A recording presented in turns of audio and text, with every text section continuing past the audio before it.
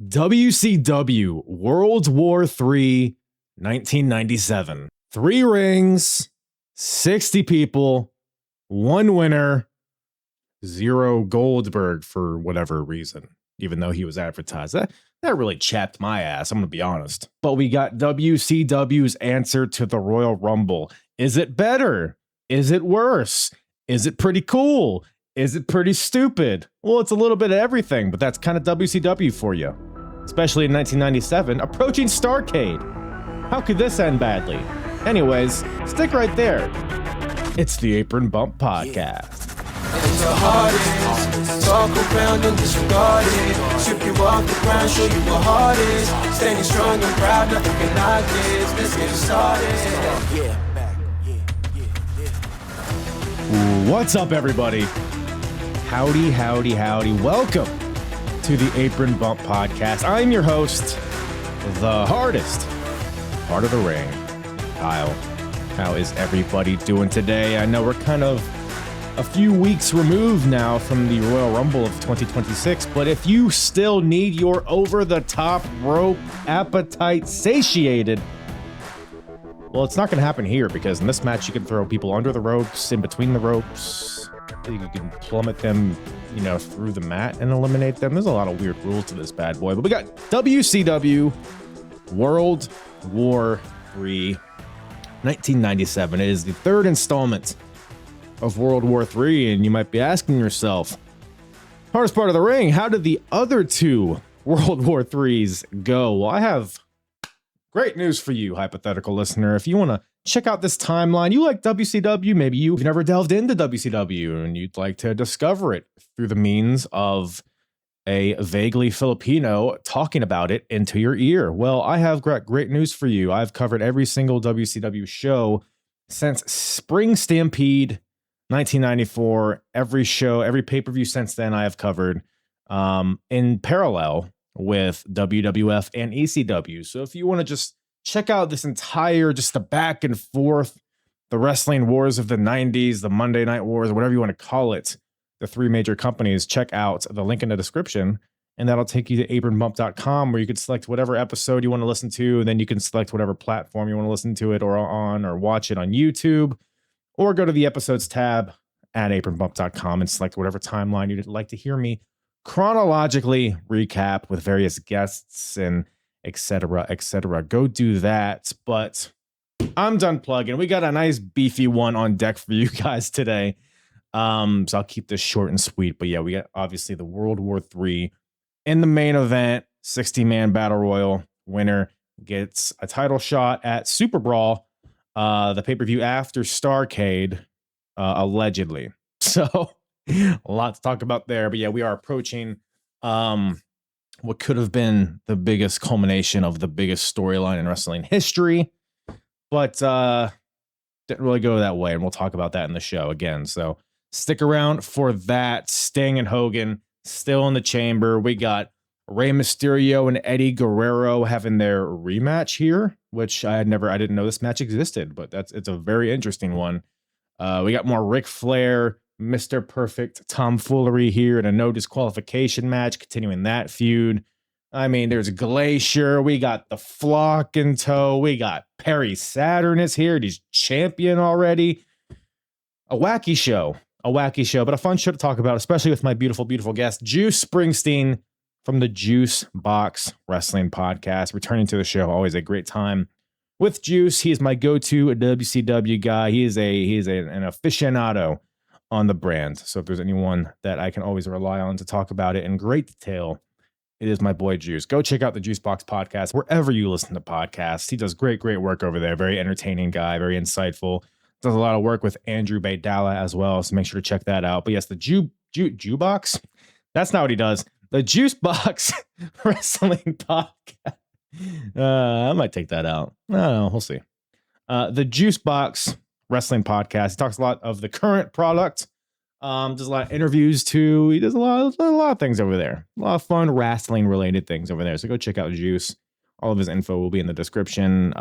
Join the Discord, the Apron Bump Discord. That'll be in the description as well. Follow me at Apron Bump on all the social medias. And one more thing before we get into the show. Make sure you stick around to the end, where the hardest promotion battle of 1997 continues.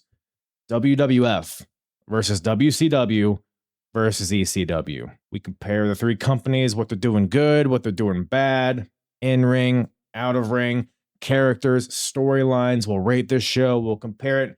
We'll walk through it all at the end of the podcast, but it's a fun time. WCW currently in the lead here, but we'll see if they hold on to it after this show.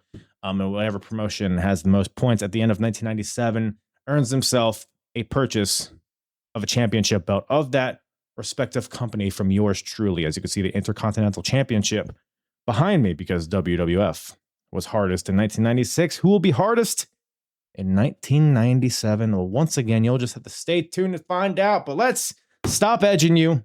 Let's get into this bad boy, shall we?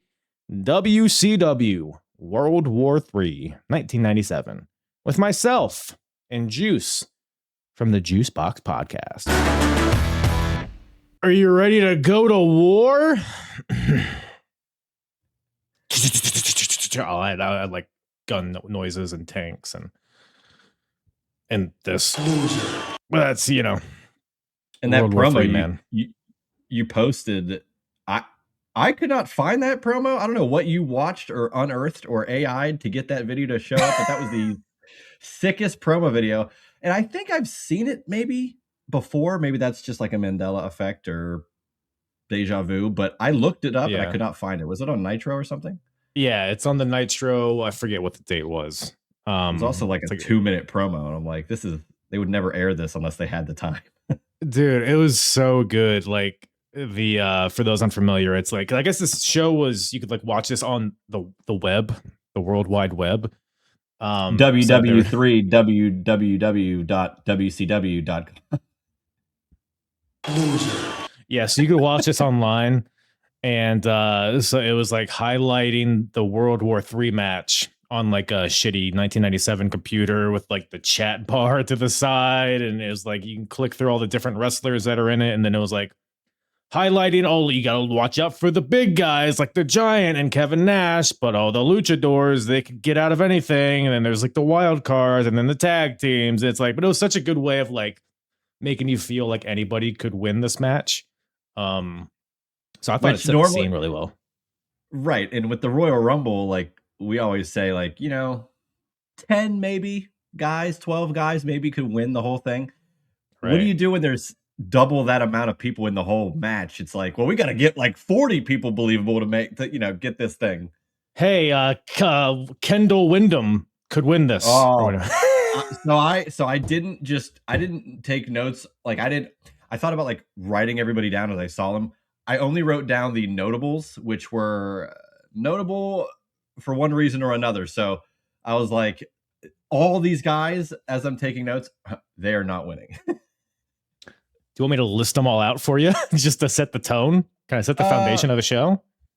No, let's save it to the match. You don't want to blue ball the audience. I get it. I get it. I mean, if I just say, hey, Bobby Blaze is in this match, people are gonna be like, oh, I just want to get to the World War III match. They're gonna skip the rest of the show. Smart. I have a couple of notes on Bobby Blaze, which I never thought I'd be saying on this program. That's a sentence that nobody's ever said before. So that's pretty impressive. Yeah.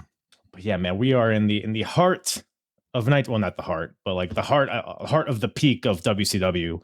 I would say we are at the last pay-per-view before Starrcade, the infamous Starrcade 1997 pay-per-view.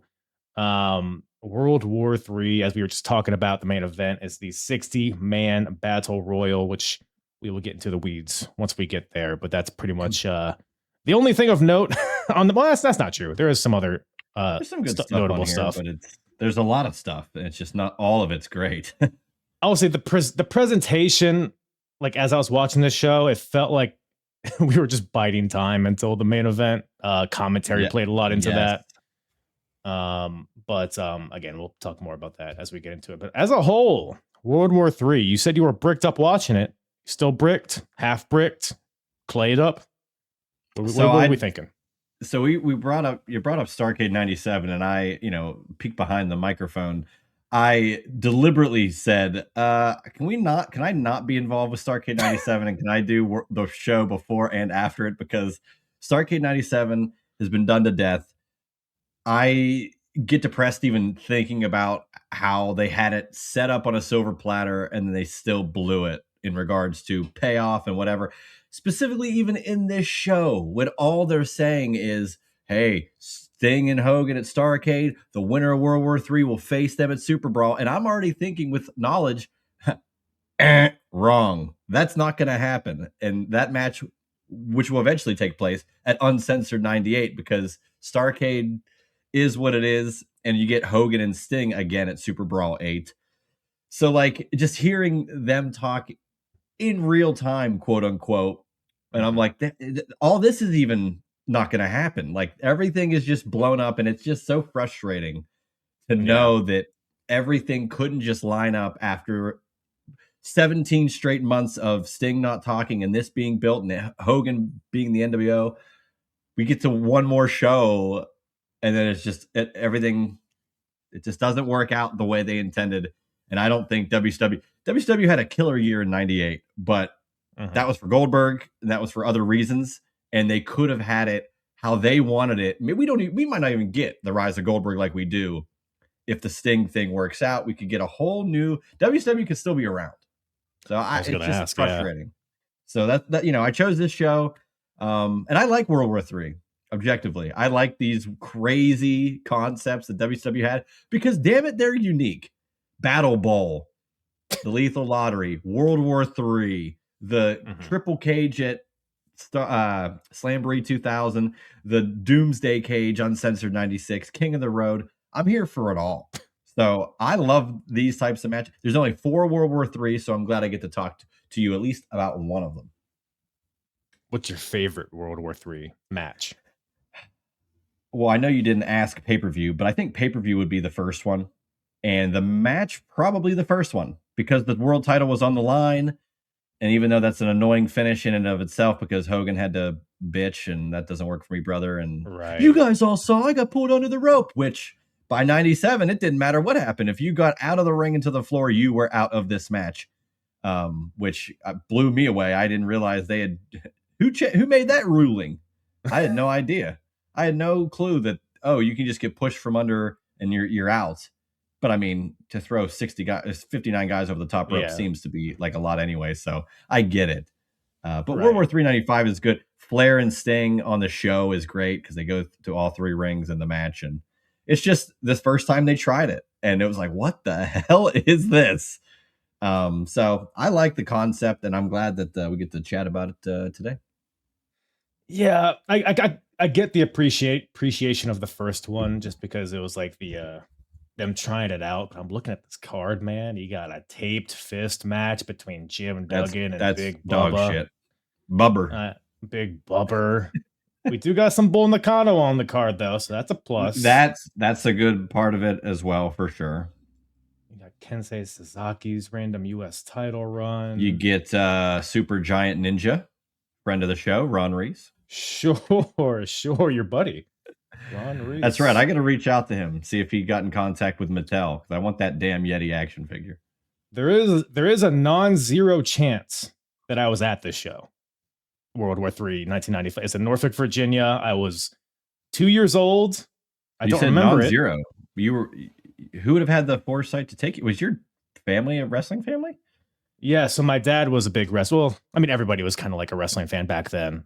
He's the one that got me into it. But taking you to shows is different than just having it on at the house. He told me once that he took me to a show where Sting was there with blonde hair. That's pretty much. So this kind of falls into that. So it could have been this. It could have been like just a Clash of the Champions or whatever. Oh, man, it could have been a lot of. We have to do some research on the venue for that. Yes. Because I actually just unearthed this past weekend. Maybe my dad had told me this story, but I don't know. We talk about wrestling all the time.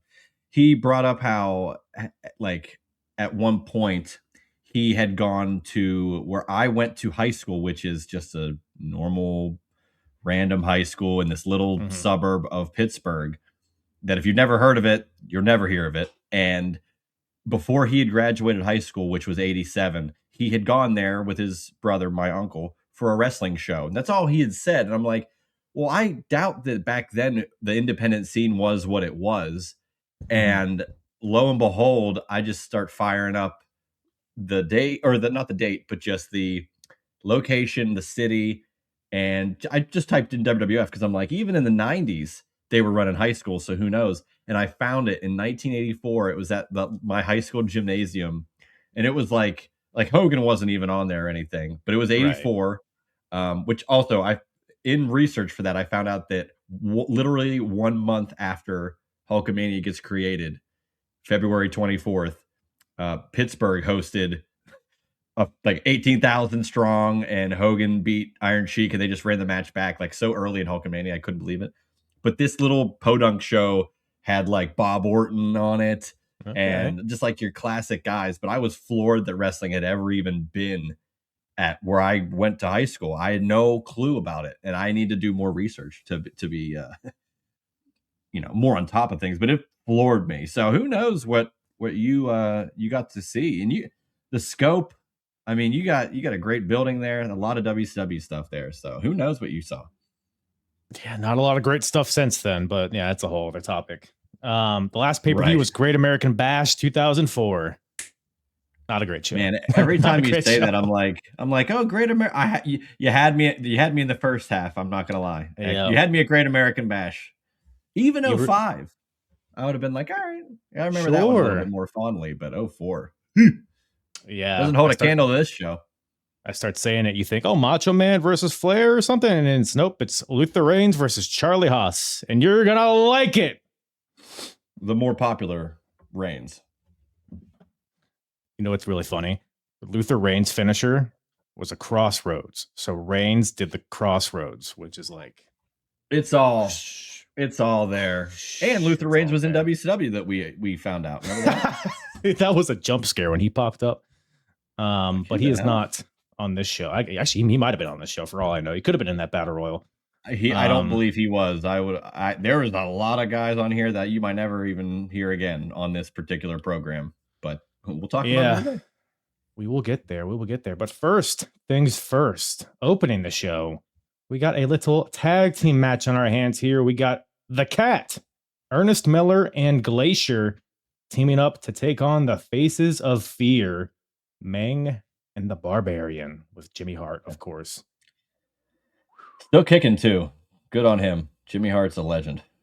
Yeah, for sure. Took a pretty gnarly bump in this match, as he always does during this time period, it feels like. Conceptually, I like this match. Like on paper, this seems fun. In actuality, it felt like almost an extended squash to me. It felt like Ernest Miller and Glacier barely got any offense in this match. But I like the Faces of Fear, so I wasn't too pressed about it. But I don't know. What do you think about this one? Yeah. First of all, I wanted to mention, because you know me, and here we go. Note this down whenever we are. First of many, many non-important notes that you'll hear during this program. Perfect. This is Bobby, Tony, and Mike Tenay. This is no Dusty. As a matter of fact, there's only one more Dusty Rhodes pay-per-view call, it's with Dusty, Bobby, and Tony, which is my favorite. They had 20 pay-per-views they've ever called. Their final show is what I will be discussing with you in the future, Sold Out 98. That's the last one that they do, but he's not on this show, and I don't believe he's on Starrcade either. So that was kind of frustrating. But I mean, when you see some of the guys that are on this show, it's very clear why they put Mike Tenay in there, because they wanted to take those matches a little bit more seriously. Sure, they didn't want, Dusty going crazy with Asai and, all those things. But this was interesting. So I also made note of what ring every match was in. And did you notice? Yeah. Did you pay attention to it? The pattern. Was it this one was it 1 2 3 1 2 3? Yes, but it gets crazy once we get to later on. Some guys start in one ring and end up in the other ring. Sure, yeah. So I noted that. But yeah, they started in ring 1, and by ring 1, that's just the closest to the entranceway. Yet they're set up where ring 2 is like direct, dead on hard cam. But they didn't want to neglect the fans on any of these sides, so they put matches in all 3 of them. Oh yeah, I was curious as like what being here live. Like, I almost think I'd rather want every match to be in the middle ring. No? You would probably want that. Again, I don't know if it happened in 96. You would remember more than me because you probably watched it more recently. But I know in 95, they had like 9 different commentary booths. So like they were covering everything differently earlier. And let's see how lazy they got now. It's just like we got 3 guys calling. Well, that just created more chaos than I think it needed. It made it more jumbled and sure, I guess. But to be a fucking Tony the Tiger over there getting knocked over, it's like, do we need this? But no, but yeah, I was fans, fine with it. Right? And with the fans, you would think it's crazy because they're like, oh, we're gonna bring War Games to the main roster, like it's gonna take away some seats, and it's like WCW in 96, 97, 98, 99 did a pay-per-view where no one paid, Road Wild, Hog Wild, and they did 4 pay-per-views, 95 through 98, where they took up so much more of the building with 2 additional rings. So like the gates on some of these shows were so skewered because of they're just huge set, let's just all bunch of rings. Those NWO shirts were flying off the shelf so fast it probably didn't matter. You're probably right. But this match was interesting. You're right with the kind of a glorified squash. I mean, Ming and Barbarian, man, they still seem like they won, but they were more over in 96, and yet they're still kicking here. And you would have thought, maybe Glacier had some more positivity going forward, but the Cat doesn't have any. Like the Cat got so much more polished in late stage WCW, and the comedy gimmick than he ever did here as a part of the Mortal Kombat. He's very stoic. Here. It's odd just because my entire knowledge of the Cat is his run in WWE. So to see him somebody call my mama, and then you see him just in black, just I know karate. It's just like, what the fuck? That's crazy that is your. I mean, it's not crazy because I'm the WCW mark, but the fact that you remember the Cat more for his WWE run is insane because I couldn't tell you one thing about it. Yeah. Him in like late stage WCW, he was like the commissioner, and he said he was going to bring you'll get this, but he said he was going to bring James Brown to a pay-per-view, and no one believed him. And in true WCW fashion, they actually got James Brown to show up at a pay-per-view. Really? It wasn't like a renegade situation where they got like somebody close to James Brown. Literally James Brown. So they blew that budget. Hey, we saw Renegade on this show. We'll talk about him. Or Rick, excuse me. Just Rick. But yeah, this match was whatever. I did love a couple things. I said we had Ming getting dropped on his head in a German, and I was just thinking, I think was it today or as of this recording or yesterday was his birthday. I saw 67. Oh, shout out Ming. Shout out Haku. Pretty crazy. Yeah. The Cat. There was a really cool spot where Ming was in the corner and the Cat ran up Ming to do a dive, like cross body to the outside. That was sick. That was like my only note on this match. That was very sick, though. But then I actually like the finish, too, especially with the camera angle. And we'll talk about cameras later when they have Scott Hall in the corner and you see DDP and the Giant like that. It's the shot from Uncensored where it was in the ring and you saw the NWO leaving and then Sting comes down and it's like in focus and everybody else is out. This camera shot was great because you saw Jimmy Hart get waylaid on the outside, took that bump. And then, of course, Glacier, for some reason, just walks over there and then ducks so it ducks to take out Barbarian. But then Cat gets the tongue and death grip, and that's the end. All she wrote there. But kind of, glorified squash. It could have happened on Nitro, but man, it's crazy that the cruiserweight matches that we are so accustomed to starting the shows with are so prominent at this time that they're damn near the main event. So good on them. For sure. Yeah, no, it was I agree with everything. The tongue and death grip for the win was a fun finish. Here's a question for you. Should the Cat have been Glacier? Should Ernest Miller have portrayed Glacier? Because we're getting, if I was hearing correctly, I was hearing some Glacier sucks chants during this match. I think everybody's already tired of Glacier, of Ray, whatever his name is. Oh yeah, Ray Lloyd. And I think he's fine, but I don't know. We talked about him before of like he came in at the wrong possible time. Like NWO realistic pro storylines, and you get this guy coming in. But by 97, they're already booing him. That's pretty rough. Yeah, Ernest Miller, his offense is just so like fun to watch, like the crazy like springboard kicks he's doing, and it just seems more. I don't know if realistic's the word, but it's definitely more spectacular. The offense. Glacier was always more. Glacier's offense, I thought, was like quote impressive because he could do it, but it was always stoic to me. Like he was just throwing kicks as if he were training. The cat looks like he's in a real fight, and he's still doing it at a very impressive rate, and it looks really good. Very Sean Waltman, if you ask me. Like he could just hit these kicks out of nowhere. So I think that alternate universe cat as Glacier, that is something I would love to see. It's not too late. It's not too late. He's still around, right? Ernest Miller. Both of them are. I know Glacier's a coach in AEW, and the cat's probably doing something similar. Was he in WWE? Was he working it with NXT, or am I? Maybe I'd be surprised by Glacier one too many times. Ernest Miller strikes me as a guy that's like working like as like a stripper somewhere or something. Ernest Miller. That's Buff Bagwell. I always get those guys confused. Let's see here. Impact Wrestling in 2023. What? I missed that. Whoa. Oh yeah, before they went back to TNA. Right. Yeah, I think he's kind of just chilling. He did some acting stuff. He was in The Wrestler. I think he's just chilling. Good for Ernest. Oh yeah, when's the last time you watched The Wrestler? Have you watched it? It's been a while. It's been. Okay. I watched it like around the time it came out. Yeah. My God, 2008. I remember watching it not legally. That was tough to do in 2008. I might have too, honestly. I might have lime-wired that bad boy. I might have done TPB.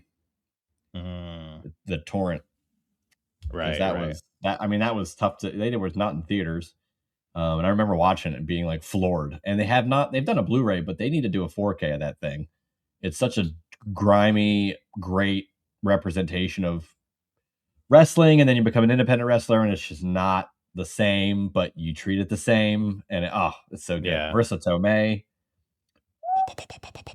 Yeah, I need to give it another gander.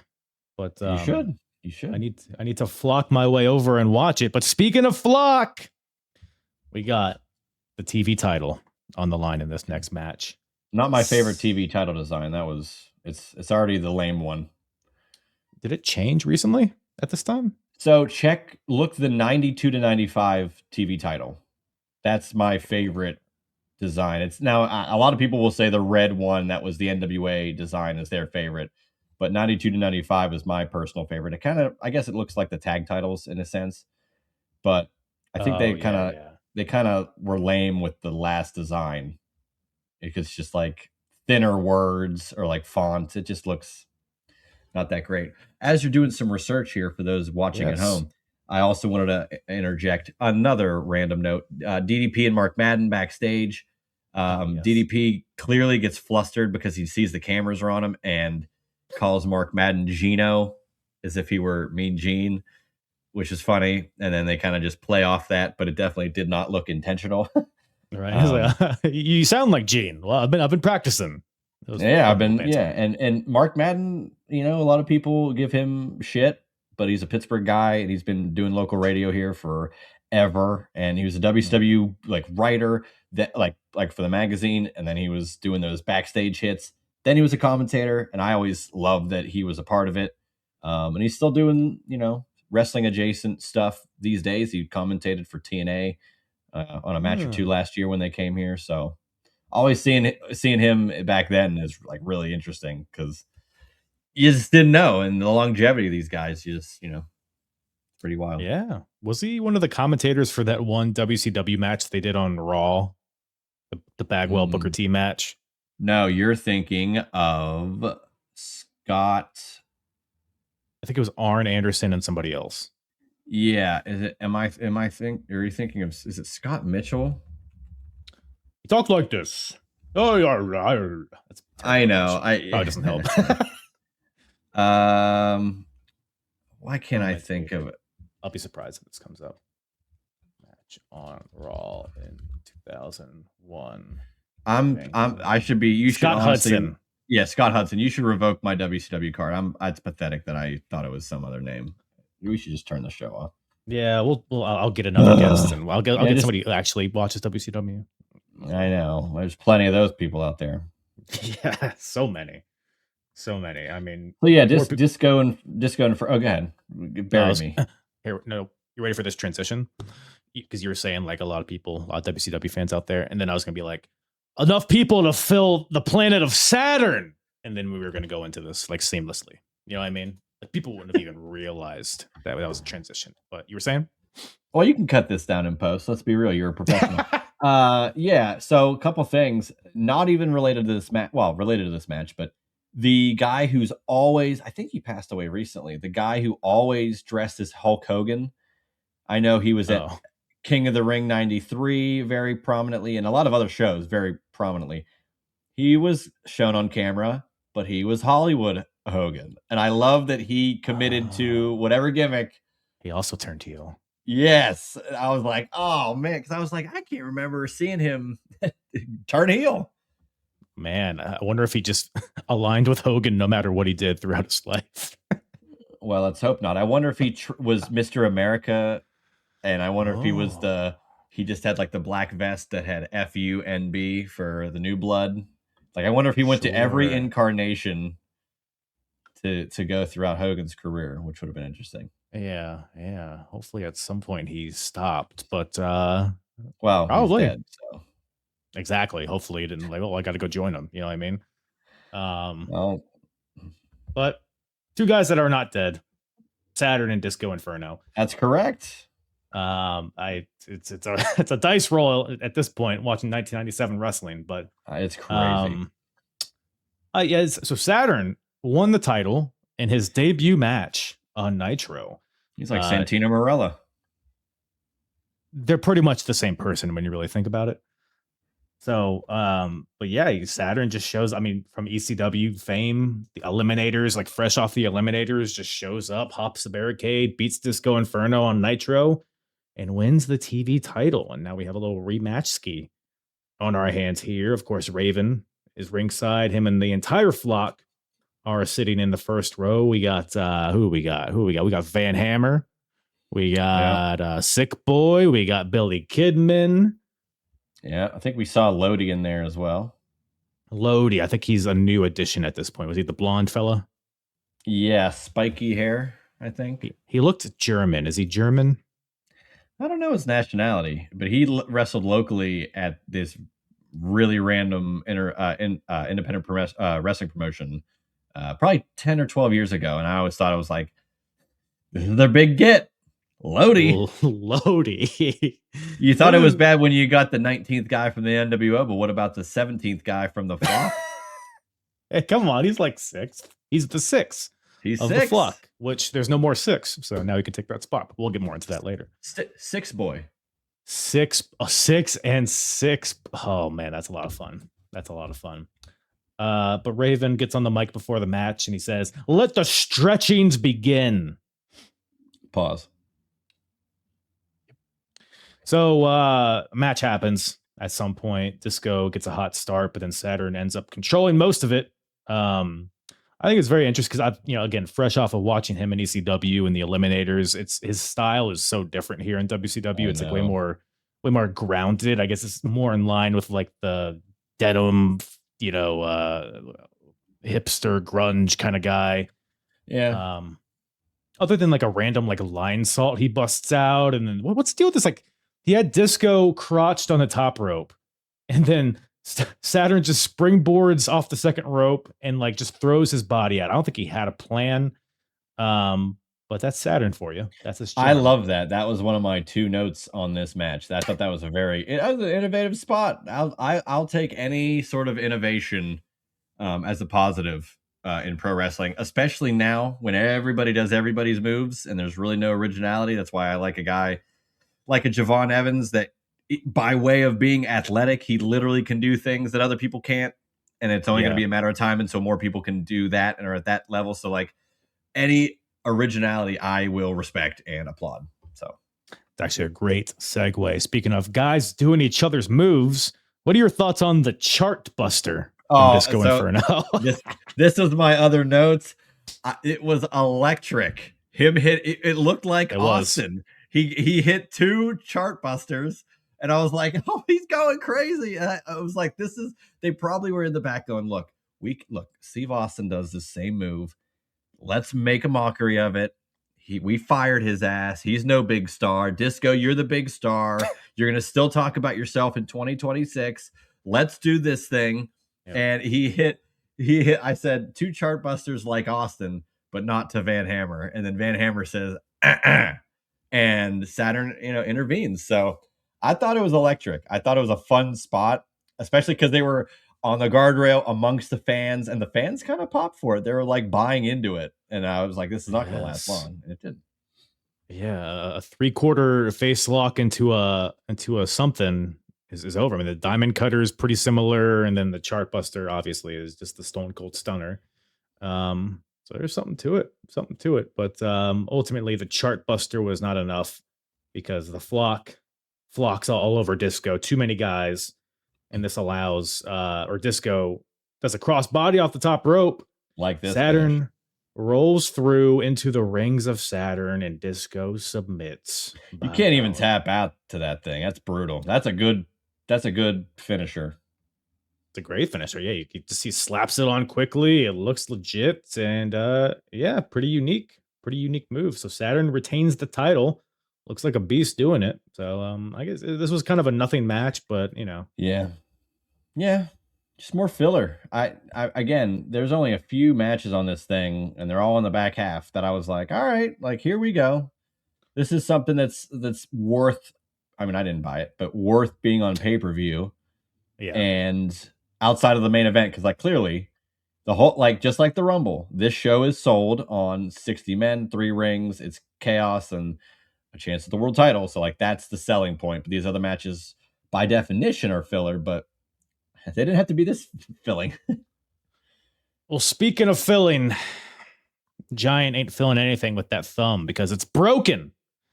As we are backstage here with Mean Gene Okerlund. He sold this thumb and everything. He was hunched over. He was like, he's doing a promo. He's selling it. So I commit to the bit. It's 97. Kayfabe's alive and well. Yeah. Commit to the bit. He's damn near depressed at this thumb being broken. His right thumb, his choke slamming thumb. It's the big one. It's the biggest thumb in the body. So, Gene's like, Giant, your thumb's broken. How you gonna use your hand in the match? Oh, and Giant's like, I can't choke slam with this hand, but I can still throw people over the top rope. Which is like, I don't know if that really makes a lot of sense, but he's gonna fight through it. Giant is. And it was also, by the way, it was broken by Scott Hall on a match on Nitro between Scott Hall and the Giant, where Hall attacked the thumb, slammed it against the ring steps and the post. So I like this thread, from Nitro to the pay-per-view, and this has actual impact on the match. So I'm fine with it. Yeah. Before that, Gene's talking about the hotline. And he's like, call the hotline. What interesting wrestlers are going to be in World War III? And I'm like, none. You could tell me none, right? You could tell me anybody, and I'll believe that they're in there because you have 60 damn people to fill. And then once we get to the actual match, all of them, even if they're not interesting, as many people as you could probably get in the back are there. Right. And then I thought it was funny that the Giant said, quote, my spot. And I'm just thinking of my spot, not just any spot, my spot. And let me do it again. It would be an honor. Stupid. Oh, well, it was an honor to watch this next match. Kinda. Yuji Nagata versus Ultimo Dragon. This was a whole lot of nothing until the end. Yes. So and even the end was, I wish it was nothing. No, that's why it's something. I know what you're talking about. Yeah, the math checks out. So we got some numeral math later by Mike today. I don't know what the hell he was smoking on this show. There's so much going on. But so Dragon and Nagata had a match. I think it was Halloween Havoc or maybe the pay-per-view before that. I don't remember. Where Nagata injured the arm of Ultimo Dragon. And this is the rematch of that match. Dragon still has his arm tape on, the bone spurs or whatever injury he has at this point. But the stipulation is that if Ultimo Dragon wins, he gets 5 minutes with Sonny Ono. Finally going to get his revenge on the guy who stabbed him in the back. So high stakes here. But like you said, I mean, Nagata, Ultimo Dragon, this looks like it'd be sick. And I feel like maybe if it was in like Japan or something, this would be really good. But it felt like a WCW-fied Nagata versus Dragon match. There's a lot of just Yuji just grounding Dragon. And then there was some stuff towards the end that was fun. But ultimately, yeah, just another filler match that left me whelmed, I thought. What'd you think about it? You even brought up Japan, and in this match, like Tanay says, well, in the January 4th Tokyo Dome show, which is awesome considering they're still doing it to a very, very high level to this day. Yeah. They're going to get upwards of 60,000. I checked 55,000 for Nagata and Tenzan. So they're hyping up another match for this guy that's in the match. And then I don't know if you saw, and I know the Giant can only count to 4 because his thumb's broken, but the referee not only counts to 4, and I'm like, I think he counted to 4. You could see a fan like this in the crowd, and he wasn't doing 4 horsemen. And then they show the count in slow-mo on the replay. And I'm like, he's down for all 4. What is happening? Cut the first part of it out. Unbelievable. But that's very believable. It's WCW. Yeah, that's not even like the worst. I mean, the finish, because like there was some fun like near falls towards the end. You got Dragon with like some sunset flips and moonsaults and Dragon sleepers, and Ono's distracting to prevent the loss. Falls. I thought a lot of them. I didn't go into it realizing, or nor did I look at spoilers to see who won, as if I didn't know. But I mean, these undercards are tough to remember. But a couple, I was like, oh, like I thought they were definitely going to be it. I had no idea that Nagata was going to, get the victory here. Yeah, because after all, Dragon has Nagata beat a few times, but Ono keeps getting on the apron to distract him or the ref. He puts Nagata's foot on the rope at some point after a Frankensteiner from Ultimo. But the finish comes when Ono is on the apron. Ultimo Dragon does like a weird, it's like he's doing the John Cena like back suplex slam kind of. And then Nagata's foot kicks Ono off the apron, and then somehow they find themselves in like a 69 pin where Nagata is on top of Dragon and he's just cradling him kind of weirdly, and that gets the win. First of all, it was a 4 count, as you said. Also, Dragon's shoulders were up, or at least one of them was. So it was all around just weird, bad finish after a pretty okay match.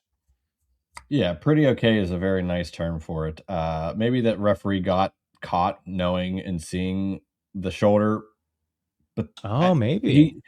But like you can't tell whenever it's in sequence 1, 2, 3, 4, not 1 and then like a pause, like I have to restart the count. It was just like, nope, I'm counting to 4. That's the rules of this match.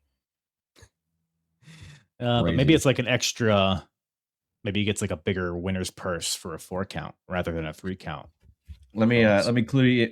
Well, I want to clue you in on this. I brought up my dad earlier. I'm going to bring him up again. Growing up, we did like our own like wrestling federation, and my dad was like the commissioner. He like ran it all, and it was him, me, and then like the Bash and Brawlers. We had, or he created. I'm like 6, 7 years old, 8, maybe even, and he's writing all the stuff down. So I have no idea what he's gonna like, what creative he has, and he'd always put me over, which I appreciate now looking back. Like, I would always be a baby face, and that's just how, of course, that's good parenting. But there was matches that like we would roll a die, or it'd be a way to figure out what it was, like Cyber Sunday, way ahead of the game. It could be a 2 count, a 3 count, or a 4 count. So like if it was a 2, you got to kick out immediately. Like, and me as a kid, it's a shoot, right? So like I'm laying there, I can't take a 2, I got to get out of it, so I have to pay attention. Or if it's a 4, it's longer, and I'm so just like, it's funny that this is all an accident, and then I'm in my own little play world. I'm trying to kick out before a 2 count because my dad's a Russo-esque booker. Sounds like Dungeons and Dragons. I don't know how familiar you are with the how that. My dad played Dungeons and Dragons, and that's what we there you go. That's what he used, was a 20-sided die. So that made look at you connecting the dots without knowing him. Wow, man, D&D with wrestling, that's like the super nerd, like just generates from that. I love it. I love it. And here I am today. Here you are somehow. But I'll tell you what, this next match does not have any nerds. We got, well, I don't know. We got the WCW tag team titles on the line. The champions, the Steiner brothers, defending against the team of Dave Taylor and Steven Regal. Yeah. Ooh, a weird mix. So you have like the amateur wrestling versus like the British style, which created like a weird clash of styles. It was like a charming level of clunkiness to this match. Again, nothing that they're all pretty real. They're all real. Like they'll tag you. You're getting hit for real in there. Yeah, even like, dude, I think it's Scott does a hip toss on Dave Taylor, which is such like a rudimentary move, but he sends him through the mat with it. I know. They were laying it in, man. I enjoy, it's not a match I might go back and watch or anything, but as I was watching this, I was like, oh, this is fun. What do you think about this one? Well, sidebar once again. Please. Are you a big what kind of music are you into? Are you familiar with the band Korn? I love Korn. Did you see the guy with the Korn shirt on the hard cam side? I did not. I would assume that there are lots of people with Korn shirts in the crowd. So you say that, and I thought the same thing, and then I thought about it even more deeply, as deep as you can for a pro wrestling podcast talking about nu metal. But this is November '97. Up to that point, they had only had 2 albums, and only the following year was when they had Follow the Leader with Freak on a Leash, and they won a Grammy, and they became like the even bigger hit that they ended up being like a legendary band. So it was cool to see them get some fanfare. Not that they were underground by 97, like 94 and 96 were their 2 previous records, but it was cool to see that. And then realizing they're not even that big yet they were, getting represented by some fans in the crowd, which I thought was cool. Cause I always liked Korn. I like nu metal. I thought it was a cool, it was the next wave. Like grunge took over after hair metal, and then nu metal took over. Were they nu metal? I guess they were. I never really thought about Korn, invented nu metal. Yeah. Oh, so it was when nu metal was new metal. NEW metal before NU metal. Yeah. Yeah. I'm saying their first record was 94, and that's grunge is still kind of happening around then, like in a big way. Yeah. So they definitely changed the scene there. Early days of Korn. I guess you could say that they were just kernels at this point. That's right. They were cobs. So we got but this match, we got a lot of kernels in this match. No Colonel Parker though. No. And I wanted to reference Saturn and Disco Inferno was in ring 2. The first match was in ring 1. Nagata Ultimo Dragon ring 3. This match was in ring 1. Now we'll get to the next matches, and they're kind of all over the place. So the continuity kind of stops here. I thought the Steiners in Michigan is like such a layup. Like we got to have these guys come out, beat some ass. Everybody's going crazy. And they weren't really the fans weren't going super nuts until they hit suplexes. Any suplex, the roof was coming off. I said, I got any double underhook that the Steiners have ever done, I feel like is always legit. And they once you say, all right, in kayfabe, take my arms, you got me, you better hold on, because you're getting sent, like you said, through the mat. And that's it. It's a roller coaster from that point. I don't know why, but Tony Schiavone kept referencing, don't call the Steiners stupid. They're not stupid guys, And then I think Brain called them stupid before. Brain did. He said, well, in regards to intelligence, they'll disappoint you in that department. Oh man. Regal was hitting some funny looking struts anytime he got some offense in, which I thought was quite unique. I mean, he's always got a funny scowl on his face, or just mannerisms he does. Famously in World War III, there's that clip of him looking around what the hell's going on here? I got people behind me, I got people here. So this is good stuff. I think a lot of people only know him as William Regal, and they kind of gloss over this entire Steve Regal run. TV and then the title, only other TV champion. Yeah, a lot of good stuff. And the only other thing I had here was, man, the intelligence might not be there, but the wrestling in-ring acumen is. Rick, like, they did the drop down to go into the ropes, and Rick trips over. I don't know if it was Regal or Taylor. He like trips right over him. And I'm immediately thinking Taz WrestleMania 17 when he trips going into the ropes and like hits the second rope, and then it's just like an awkward move. Rick trips over him, but then he hits the ropes and gets right back in it, and it doesn't look perfect, but he still hits it like a great power slam.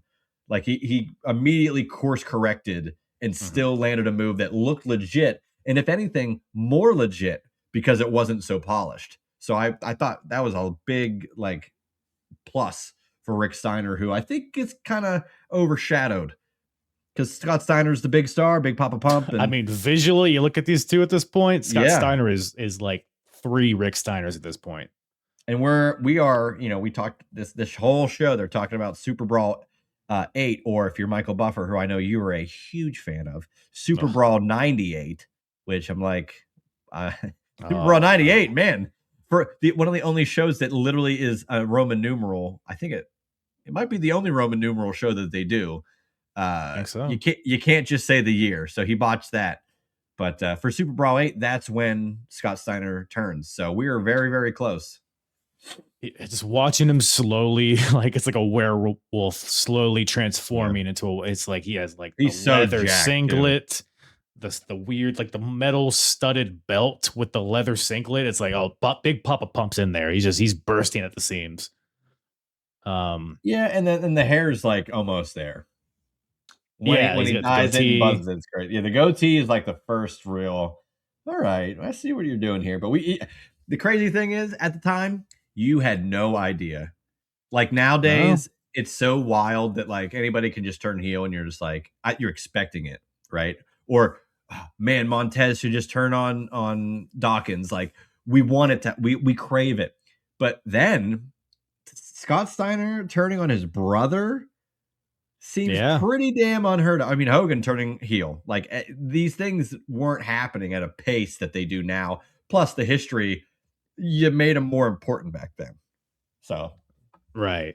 Like Buff turning on Scotty Ricks. It's got to be a monumental moment. We got a couple of good Heenan quips on this thing. Oh, man, we got some more rigs on deck. Don't you worry, ladies and gentlemen. But yeah, no, decent match here. The Steiners win with the Doomsday Bulldog onto William Regal. That's a dangerous move, man. And we're going to talk about Buff maybe later on. Buff. Yeah. But Buff, man, he took that one and got like paralyzed after that, or like had severe neck injury. And I like the Doomsday device is great. You still could land on your neck, but at least you're falling. Like it's way more. It's crazy. It's way more chaotic and seemingly more violent, but I would much rather take that and take my chances than have someone come from behind, grab my neck, and then hopefully they extend and not like anything can go wrong there. So that I cringe every time I see the Bulldog one. Yeah. Yeah, the Doomsday device, you at least have some control over your body where you land, whereas this... And you have air. You got some air. Like, you could fall and maybe turn something. The Bulldog, you're going with them. Like, they take you, and you just got to hope for the best. Well, I'll tell you who's hoping for the best, and that is the commissioner, J.J. Dillon. Yeah. You love these transitions. Is that your goal, is to every match have a perfect transition? I always have a transition for everything. You might not always know it. That's why they call me Kyle Transitions. What'd you just think? Did you think it was my name? No. Oh, you gotta earn that. You gotta earn that moniker, Kyle Transitions. I thought they called you the Apron schmuck. Anyways, we got JJ Dillon. I hope that dickhead's listening. We got JJ Dillon on the stage here with Mean Gene. Commissioner, is that his title, or is he like the president or the emperor or the? He wasn't president. That was that. Oh man, you got so much. I say good, but entertaining stuff coming ahead when Ric Flair becomes president, and like shit just gets Mm. crazy. Like in late 98, 99. You're in for some funny, interesting things. So I'm looking forward to. Oh boy, that seeing Ernest I think- Miller. Yeah, but I think this is just Commissioner. I don't Commish- know, because it was always Commissioner Bockwinkel back when in like 94. Yeah. So I mean, they probably just switched it over. But I like J.J. Dillon in that role. No, yeah, he works. He works, and he's here to. He's talking about Raven here because Raven's been causing a ruckus, and apparently he's not signed to a contract, but he has a match scheduled for this pay-per-view. But maybe it's like, all right, here's a match. But if you don't sign after tonight, well, then you're off. You're off TV, pal. So, we'll give you this massive pay-per-view payday, but on Nitro, you ain't showing up, buddy. Yeah, no kid. I do love the camera work here. You were talking about camera work earlier. How it's like Gene and JJ talking on stage, and then it pops up behind them on the big screen, Raven's face reacting to it. So Love it. Good stuff there. Because Raven is just sitting in the crowd. That's the best part. He comes out for his match just walking out of the crowd. Yeah, and this isn't like modern day like guys coming out for their segment in the crowd and then they leave. No, the Raven's there for every match. And he's here. So that too. There's no one getting to sit in those front row seats. Yes. Like no 8 more seats taken up. Here we go. Jeez Louise. Well, we got a no disqualification or a Ravens rules match between a Raven and Scotty Riggs. Speaking of Scotty Riggs, he's here.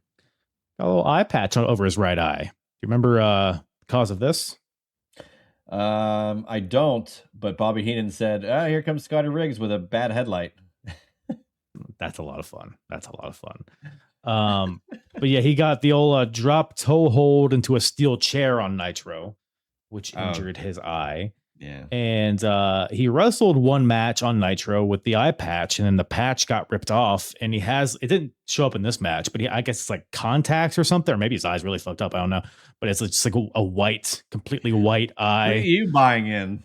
Hey, pal, if you might be working me. It's better to work yourself into a shoot than shoot yourself into a work. You know what I'm saying? That doesn't work for me, brother. Sure. But yeah, Riggs is out here with the eye. It didn't really come into play in this match, I feel like. No. Well, Raven took a drop toe hold, didn't he, under the chair?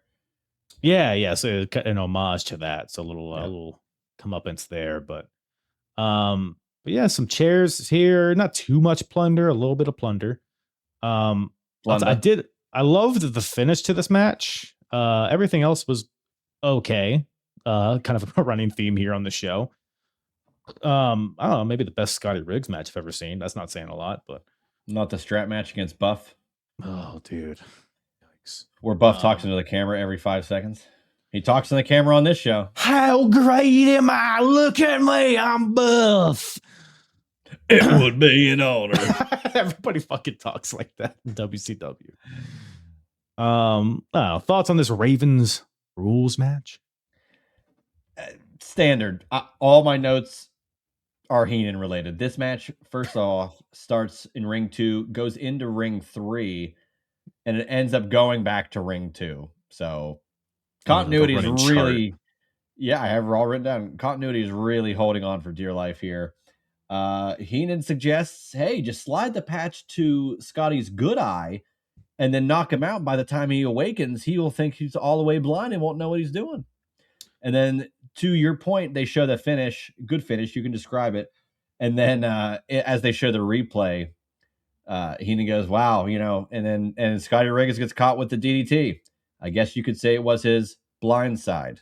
He never doesn't have something. And he's the best. He really is. Yeah, the finish comes when, Riggs he's getting some offense with the chair, the drop toe hold to Raven. Then he does a bulldog to Raven on this chair. But then Raven fights back with a really nice DDT. And then he grabs a mic. He's talking to Riggs. It's like, because he wanted Scotty Riggs to join the flock, but he denied him. So Raven's like, I didn't want to do this, Riggs. Why didn't you just join me? I feel your pain, Riggs. And as he's talking, he's DDTing him several times over and over again. I feel your pain, DDT, with the mic in his hand still. And then he doesn't even fucking pin him. He tells the ref, count this bitch out. 10 count, knockout, Raven KOs Scotty Riggs with DDTs while talking shit to him. Pretty badass, I thought. Very ECW. You know, I know they bring Yes. in, you bring in these guys and it's like, well, later it got more cartoony of like, all right, Hack's coming in, let's bring out the table. But like when Raven's like one of the first guys to come over that's not your Eddie or Ray, but he's like a true ECW character. Yeah. You do the Ravens rules, you try to make it as close to like a WCW version of an ECW guy. And this was very ECW to me, of like mic work that's dramatic, but it's during the match. Yeah. It's an interesting way to do it. You couldn't have this in any other match. So that's where I like, there you go, the innovation. Like you couldn't do it in any other match. So do it in this match and it works for them. It works for the characters. And it's entertaining, it's captivating stuff. And yeah, I move forth with Raven at one of the big four on the WCW Revenge cover. Yeah, I have it on my bookcase. He's great, man. He has.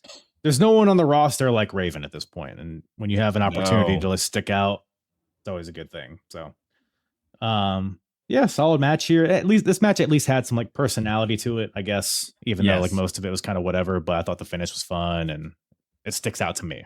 Like looking at this card. But goddamn, pal. Up next, this really pardon my French. This really ticked me off, Juice. This next match. We got Steve McMichael versus Goldberg.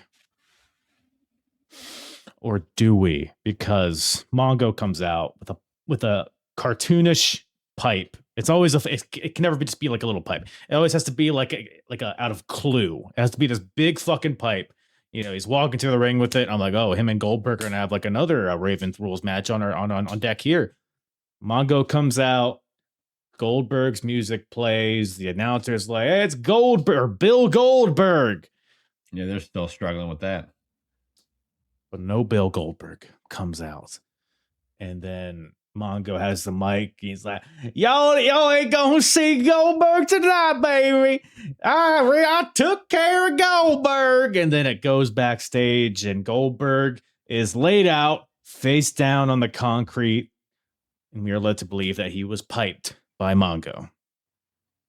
Speaking of being piped by Mongo, Deborah comes back out with Alex Wright. You know, begrudging because he's being dragged out by Deborah. Doesn't want to be there until he gets into the ring, and then he has to. Yeah, I love it. I love it. Also, so we get Alex Wright instead of Goldberg, which, man, Goldberg versus Mongo is my current dream match. I think we get it at some point. Right. You'll see it next month at Starrcade. Hey, you want to know why I chose not Starrcade and I chose this pay-per-view? There you go. How dare you? How dare you? It has one of the most forced table spots in the history of professional wrestling. Yes, I can't wait. Hey, we got Alex Wright. And so my question here, just like, you know, outside of kayfabe, do we think, because we're still very early stage Goldberg, like he's not nearly like a main eventer yet. So September is when he debuted. So we're literally just 2 months into this thing. It's ridiculous. I think he's only had one pay-per-view match at this point, and it was like a pretty like middle of the road forgettable match. Yeah. Like I said, they don't even really know what to call him. Bill Goldberg, like they doesn't have the pyro yet. He just got the music. Yeah. So we're building. I mean, it'll build fast once it builds, but build Goldberg. So my question is, do we think that do they already have like stock in Gold? Like, do they see what he's going to become? Did they not want him to suffer a loss on this show in World War III? Is that why they took him out, or is this purely just to further the feud with him and Mongo? That's a very good question, and I don't. It's frustrating that I don't think we'll ever really get that answer, because if you talk to Bischoff, he'd probably be like, "Oh yeah, We didn't want him to take a loss. We had him pegged as I knew it was 173 and 0 coming. from the beginning. You're right. No, that's kind of tongue in cheek. I don't know if anybody knew what they had. And I don't know, maybe a pivot to let's just get this. It's a building block to have their match at the biggest show of the year. So I mean that's something, but I don't think they had in their mind we're gonna get this guy a streak yet. I'm sure they knew. Well, like Mongo's a good way to get him over. It's a football guy against a football guy. We can play the Super Bowl ring. Like we can do things that are like because all they had was stuff that Goldberg did. Like he hadn't been a star. He's not a star yet. So he's a football player. We have another football player. Like Super Bowl ring. Like stakes that aren't that are real. Like that's a real thing Goldberg would want to fight for. That's how we can start this. Maybe they want to elongate that by having this little beat down, and then you get your big match at the big show. Especially since, and I think this is my only evidence to support why they would do something like this, is Mongo played for the Bears. The Bears. The Bears. Where are they at in this show? Detroit. Those are two huge rivals in the NFC North. So to get maximum heat, not only you're going to have Mongo beating somebody, Alex Wright, but you don't get to see him get the big guy that he's going to probably lose to. And then you save that for the big show. So you piss off the fans, you get heat on Mongo, you can get a match anyway, you get to see the Mongo tombstone. So, Yeah, I still feel like that's where I look, but your logic's sound. I feel like people are still like pro Mongo at this point, though. So I don't know if the execution of it really. Purely for that live crowd is what I'm saying. I mean, the fans at home might be pro Mongo, but specifically, even the crowd here, I feel like, and the live audience here, I felt like it was pretty. I think they're more anti Alex Wright, and I saw a Deborah must die sign in the crowd. So I don't know. It's pretty annoying. I don't know who liked anybody in this show, to be honest with you. Although I did say I couldn't think of two other polar opposites than Mongo and Alex Wright. And then the winner of this match is Mongo, Bret Hart's favorite wrestler. Is he? Beating up Bill Goldberg? Come on. Oh, I see. That was a thinker. Right. Bill Goldberg. I mean, Bret Hart is there around. Oh, biggest note on my show here in my notes. Bret, all caps. Bret Hart was not on this show in any capacity. Why? He should have just been like in the 60-man battle royal, just like in the middle, like everybody's walking out. He's like number 30. He's like, oh, all right, Bret Hart's here, and he just should have been like eliminated, like in the beginning by Giant. But to my knowledge, I'm not too familiar with his run in WCW. I have not heard fond things. So it's not great at all. I mean, WCW, you could look at everybody. You could look at Raven. He got on the cover of the video game, whatever, US champion, fed to Goldberg. But like, not many people, unless you were already in WCW before, like Luger, did you go to WCW and thrive? Like if you were Rey Mysterio, maybe Eddie Guerrero, maybe, but even then, Eddie and Rey both became world champions in WWE. Like WCW was that stepping stone. So, hey, here's one of the greatest in-ring technicians you'll ever see in your lifetime, Bret Hart. Oh, you know what? We're going to make him a special guest referee for two wrestlers that, quite frankly, aren't as good as Bret, but Bret's just going to be referee. And it just never worked. They collided. It was all about money. It was never about like putting on a great show. Like, and I think they were just happy to take Bret when literally they served WWF, as long as it's not a work, WWF served you the greatest storyline to play off of why someone would leave their company. And you're just like, nah, they pissed it away. Although I do appreciate that the night after the screw job, the NWO comes out with the Canadian flags. Yes. Now that was so good. And now, so his first appearance is in December. So like he was not even like a part of this yet. But to me, if you're talking to him, if you're thinking about him, this is a pay-per-view. This is how you make it's a nothing for all intents and purposes. This is a nothing pay-per-view. Like you're setting up Super Brawl. You're not even setting up Starrcade. You have your match. So make World War III something big, which is funny considering the next World War III, the main event is not the World War III match. It's Bret Hart versus DDP. So, Bret Hart got, he took over the World War III pay-per-view the following year. Right. But yeah. I missed opportunities. It's such a problem that WCW. Yeah, even just like an allusion to him, a promo about him, like something. Yeah. But can you imagine, like, if I don't, anybody could have been like, it could just make any allusion to him, and I think the crowd would have been like, "Holy shit!" Like maybe he'll tomorrow night on Nitro. Like that's all they did anyway. Was right. Even at the end of pay-per-views, tune into Nitro. Like they're so obsessed with whatever's next, no matter how great the current show is. Hype up Nitro with maybe a Bret Hart appearance. My God, I'll pop a rating. Yeah. No Bret Hart on this show, unfortunately. I guess we should. Mongo wins with the Mongo Spike. Oh yeah, he's calling his tombstone. Best tombstone in the biz. Not a bad one. Not a bad tombstone. Definitely better than that big dumb zombie over there on the other channel. But Mark. Speaking of marks, we got 2 marks in this next match. Not really. We got the Cruiserweight title on the line.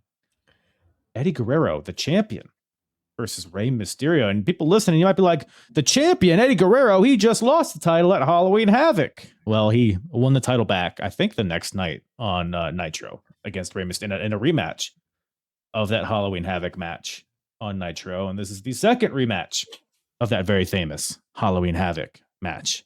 Another rematch? A rematch of a rematch. And they also had a match before the Halloween Havoc match. This is like the 4th or 5th time they've had a singles match against each other. And spoiler alert, the Halloween Havoc match is like twice as good as the second best match. Yeah. And it's remarkable that they could pull off like arguably the greatest match in the history of WCW out of like 5 matches. Like they could have just done similar matches, and yet one of them is so much different, better, unique. Yeah. And it's just incredible. But this match was, I said great match, but not as good as Halloween Havoc. Yeah, no, I feel like nobody ever talks about this match. I didn't even know this match happened here. I will say, well, first of all, I guess, Ray he makes his entrance, and he always has like the mask over his mask that he hands to a child ringside, but there's no kids in the first row, I guess. It's Raven. But here's my mask to Saturn. Puts it on Billy Kidman. It might as well have been. It was just some dude. Some guy in the audience. Of course, the mask doesn't fit because Ray has a tiny little peanut head. So, but he had to hand the mask to somebody. He says, "Hey, here, fucking Bill. Here's a mask." But match gets underway. Well, first of all, Eddie has heat, Latino heat, some may say, but I think it's watching him just like soak it in. The big Eddie suck. It's very reminiscent of Dom nowadays. Dude, we said this, I think, Fall Brawl. We saw Possibly, Eddie, yeah. And I'm like, and I it's just funny that it's how it's all turned out, but it's the same guy. Eddie and Dom is so crazy. The hair, the mannerisms, the vibe, just like Dom doesn't have to do anything and he's booed out of the building. Eddie just looks at the crowd and they're pissed off. Like it's so crazy. And it's even better that the joke especially in kayfabe is that Eddie is his dad. Like it could not have worked out more perfectly for everybody involved. It's unbelievable. Yeah. I mean, it's just like you said, there's a point in the beginning where they're like jostling a little bit. Eddie's, Ray's getting the advantage, and then Eddie's claiming that he's grabbing his hair and he's going over to the ref. He's like, he's pulling my hair. And then the crowd's like booing him a little bit. And then Eddie turns around to face him. He's like, "Hey, shut up, ese!" And the crowd just rains down boos. Like you could see them like converge in the middle of the ring to just point and boo at this man. It's just so good. The match, though, I mean, it was a good match for sure. There was one point where Eddie does a German to Ray and just full on dumps him on his head. Yeah. I almost wonder, like, was Ray knocked loopy from that, like, legit? I'm going to have to ask Ray. I have no idea. I mean, it didn't look good. It didn't look like a fun landing. No. I ask because it felt like there were a few like slip ups and mistimings here. Now, granted, they are doing pretty like extraordinary things. High risk, yeah. They set up for that DDT spot, the flip springboard DDT, but then Ray just Yeah. opts to do like a head scissors. I'm wondering if he's like, "Well, I'm concussed, bro. Like, let me just do this instead." Yeah. But It looked a little off towards the end. So yeah, you might be onto something with that.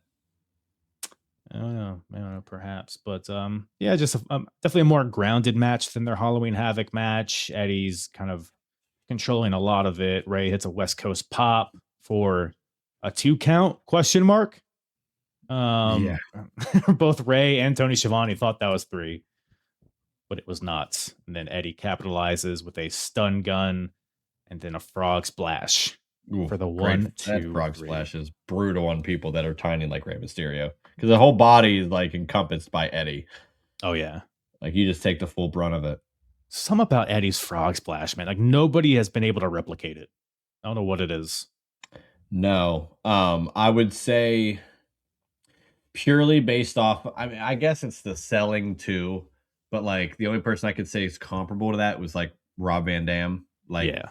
being able to hit the height and the press to it, and then just landing it very accurately. But the selling of how hard he hits it is probably the only one comparable to it. Now, I will say, because I believe Art Barr, who was referenced by Mike Yeah. Tenay as passing away a couple of years prior, I think Gringos Locos were their tag team. He was the guy who invented the frog splash.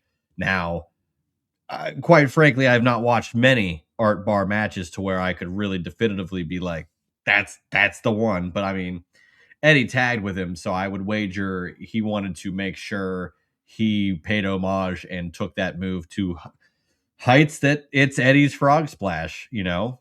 Yeah. So Yeah, and he sure did. And that gets him the win here. And yeah, loving Eddie here. Ray's great. I bet it pissed Not off that fan that had the Eddie Girl Arrow sign. oh, I Juvenile in did Detroit.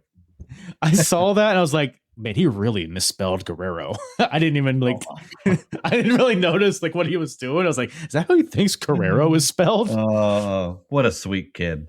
Yeah. Yes, I am. But yeah, any other thoughts on this? I mean, it was like impossible expectations to meet. Yeah, that's So, the thing is you go into this being like, especially if you just watch that Halloween Havoc match, it's like, I don't know. Like, I'd rather them not even have this match knowing they're never going to top it. But it was yeah. a solid match. Outside of the next match, it's the best match on the show. So, it is what it is.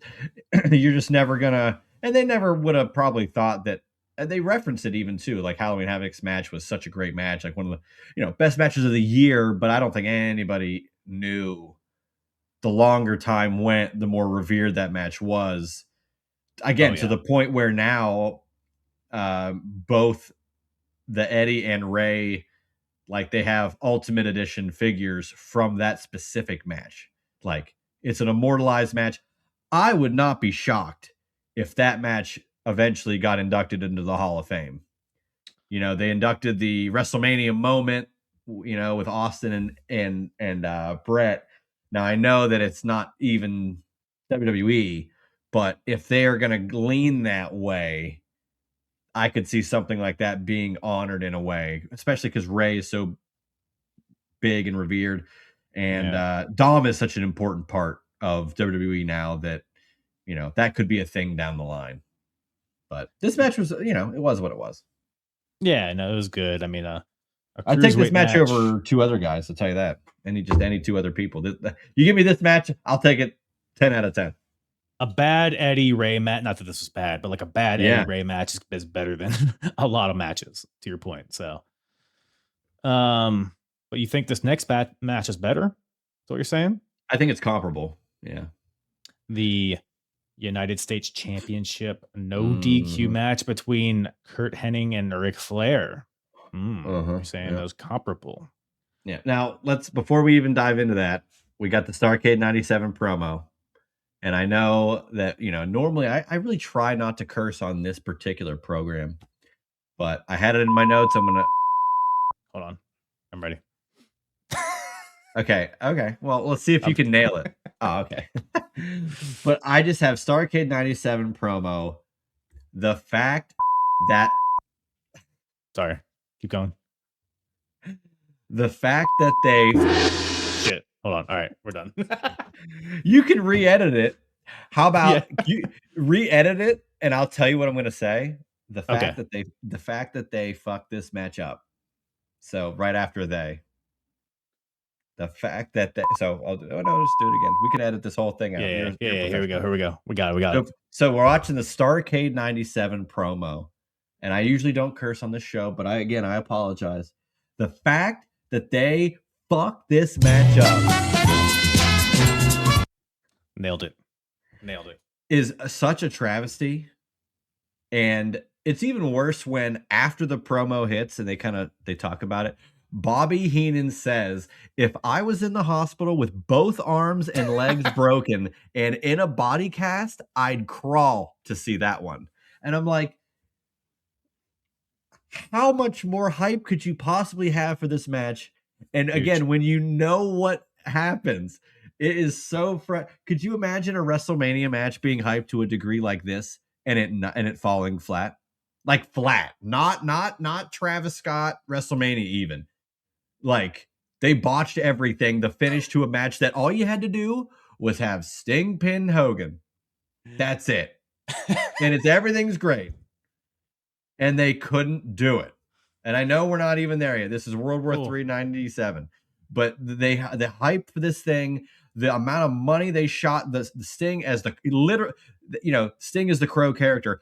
This is literally like a scene from the Crow on the deleted scenes. He's in the rain. He's stepping on photos of Hogan that are ripped up in the rain, picking up a ball bat. This is the most attention they've ever given a storyline to this point in their history, and they don't deliver the baby. They don't land the plane. It is so damn frustrating.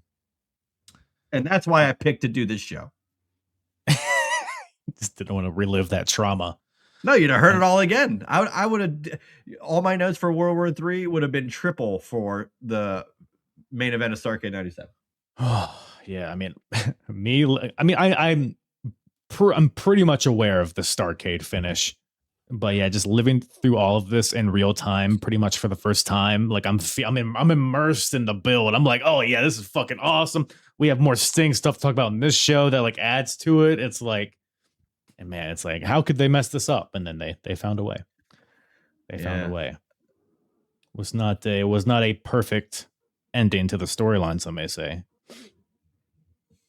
I'm gonna negate your transition because he's not even called Mr. Perfect on this show, you idiot. Oh, my notes. I don't call him Kurt at any point in my notes. He's just perfect. Oh, I call him Hennig. Some people mispronounce it and spell it Henning, but it's Hennig. You know, I thought it was Henning until like forever. Last year. Everybody thought that. I thought that for always going to be Hennig. Like Hennig? Hennig. Is that how you pronounce it?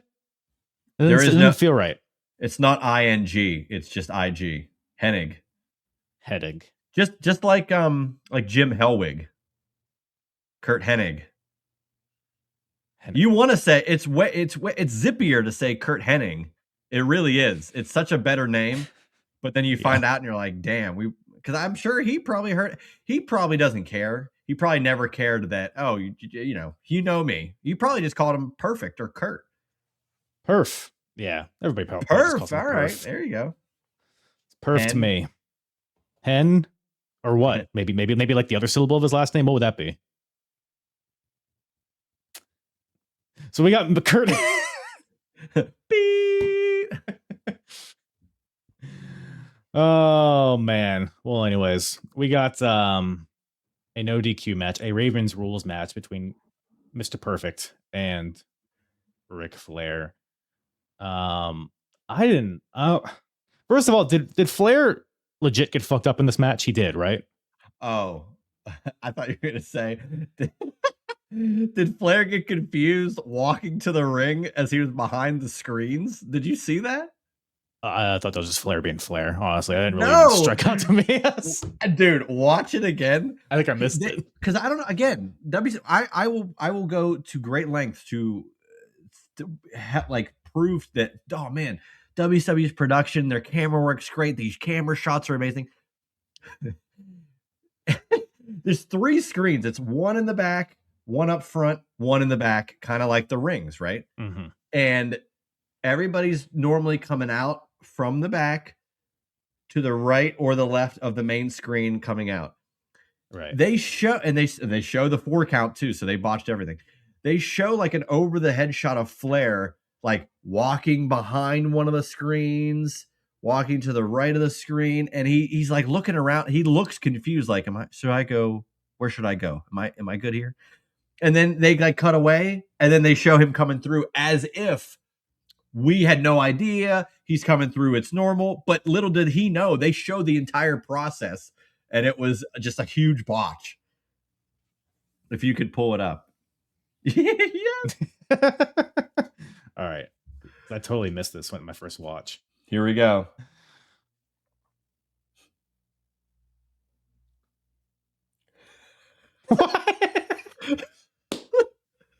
And then they cut away like, oh, we didn't show that. And then the next time we'll show it, he'll be coming out. Yeah, there he is. Oh, yeah. I know where the ring is. There's 3 rings, Rick, and you missed all of them. That's so funny. Oh, man.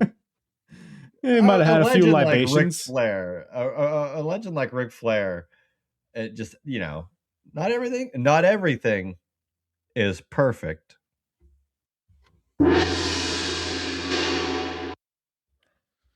Yeah. Loser. This match. So again, it just feels like we're just waiting until the 60-man battle royal. Commentary's constantly talking about it. Oh, these guys are going to be beat up going into the battle royal. But then at some point in this match, Flair does a top rope double axe handle to the floor, which I have never seen him do that. So I said I love this match. Like, it was some great match, but the only notes I had, other than the finish, was LMAO, Flair's confused with how to enter through the screens, and Flair double axe handle to the floor from the top rope. I was like, what the hell is he doing up there? He doesn't hit those moves if it's in the ring, but if he's jumping double the distance, he connects. I can't believe that.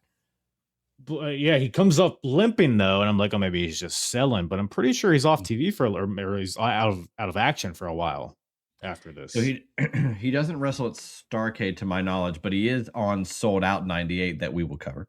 Spoilers. And I think the initial plan was a trilogy, and I think it was supposed to be Halloween Havoc, because it happens at Fall Brawl, the death of Ric Flair that I said I thought whenever I was 4, like I thought it was the most serious angle I've ever seen in my entire life. And they sold it like he was dead, and I thought he was dead. But they do that. Then I thought the plan was match at Havoc, match at World War III, and then a cage match at Starrcade, which makes a lot of sense, but they never get there. So yeah, maybe that was Perfect just wins the feud. Yep. Well, it's payback. Well, no, Perfect also Perfect. I was gonna say it's payback for when the loser leaves WWF match, but Perfect won that in '93 too. Damn, Right. Flair's kryptonite is Mr. Perfect. Who would have thought? Yeah, this match, I don't know. I just didn't really feel a lot of heat in this match, especially for how personal the build up was. Like you mentioned, the steel cage crushing Flair's head with the cage door, the DQ finish at Halloween Havoc, and now we have a no DQ match here, which I think there were some chair shenanigans, which I did like. I loved how yeah, that was fun. Flair sets up the chair and hits an atomic drop onto Perfect onto that chair, crotching him, and then kicks the chair to even further the impact. And then when he kicks the chair, Perfect's leg gets caught up in between the chair, and then Flair kicks him again. And it's like, oh, this is some good stuff, pal. And then the match is over because Flair goes outside, grabs the US belt, just I guess symbolically, I don't care about this, and just throws it at his head. And then conveniently where he puts it. Big dumb idiot Ric Flair is, because this was the cause of his demise, because he locks in the figure 4. Hennig grabs the belt, smashes Flair with it, and then pins him. Ding, ding, ding. Perfect wins. So, for someone that I almost guarantee did not see the match I'm about to bring up, especially considering it was not a part of your viewing session, since you said Spring Stampede '94 is where you began, Yeah. which this is just a on-air plug. Damn it, cover some earlier WCW. One day I will. One day I will. I will be there.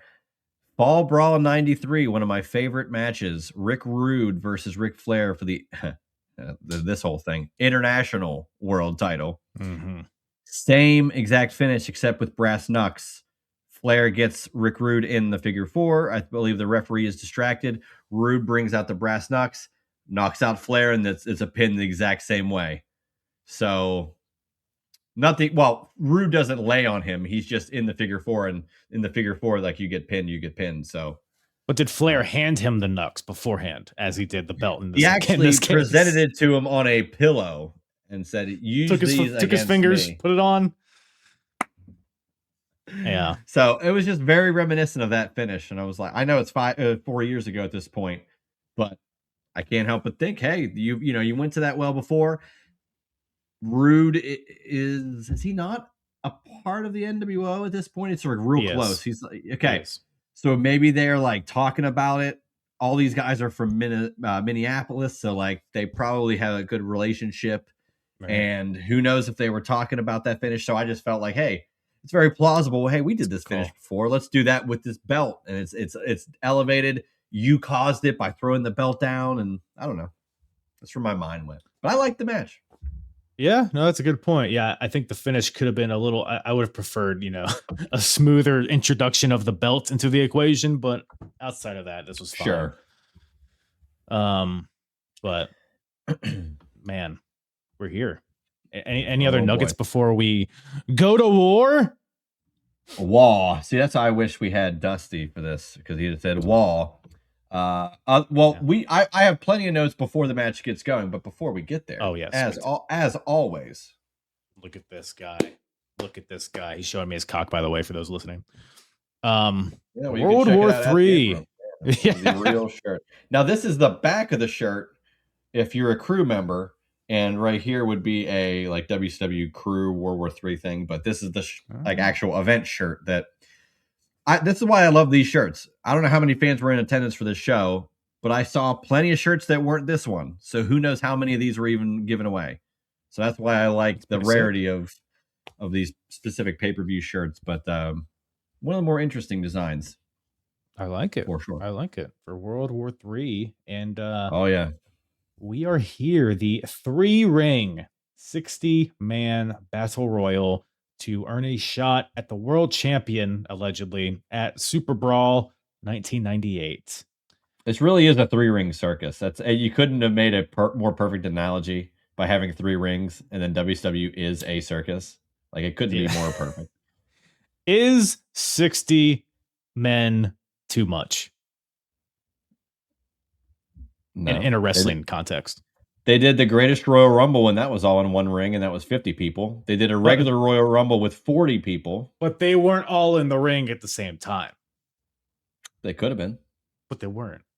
If my aunt had a penis, she'd be my uncle. You know what I'm saying? Sure. But I'm just saying, it could have been. This is specifically designed as 2020 to alleviate the, there's too many guys in the ring, because there's never 30 guys in the ring for the Royal Rumble either. So exactly 20 at a time, I don't think is bad. It's a novelty. It only happened 4 times. So I liked it then, I thought it was interesting then. I continue to find it interesting. I just don't think it could ever happen now.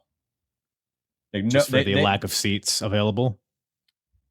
They struggle to get war games done because of that. So I doubt they're going to go 3 rings, and I don't know. Like, it would be great if they did a one-off, just one time. It would have to be a main company. Like, even TNA, I don't even think has 60 guys that could. They probably could fit. I bet you AEW will do it.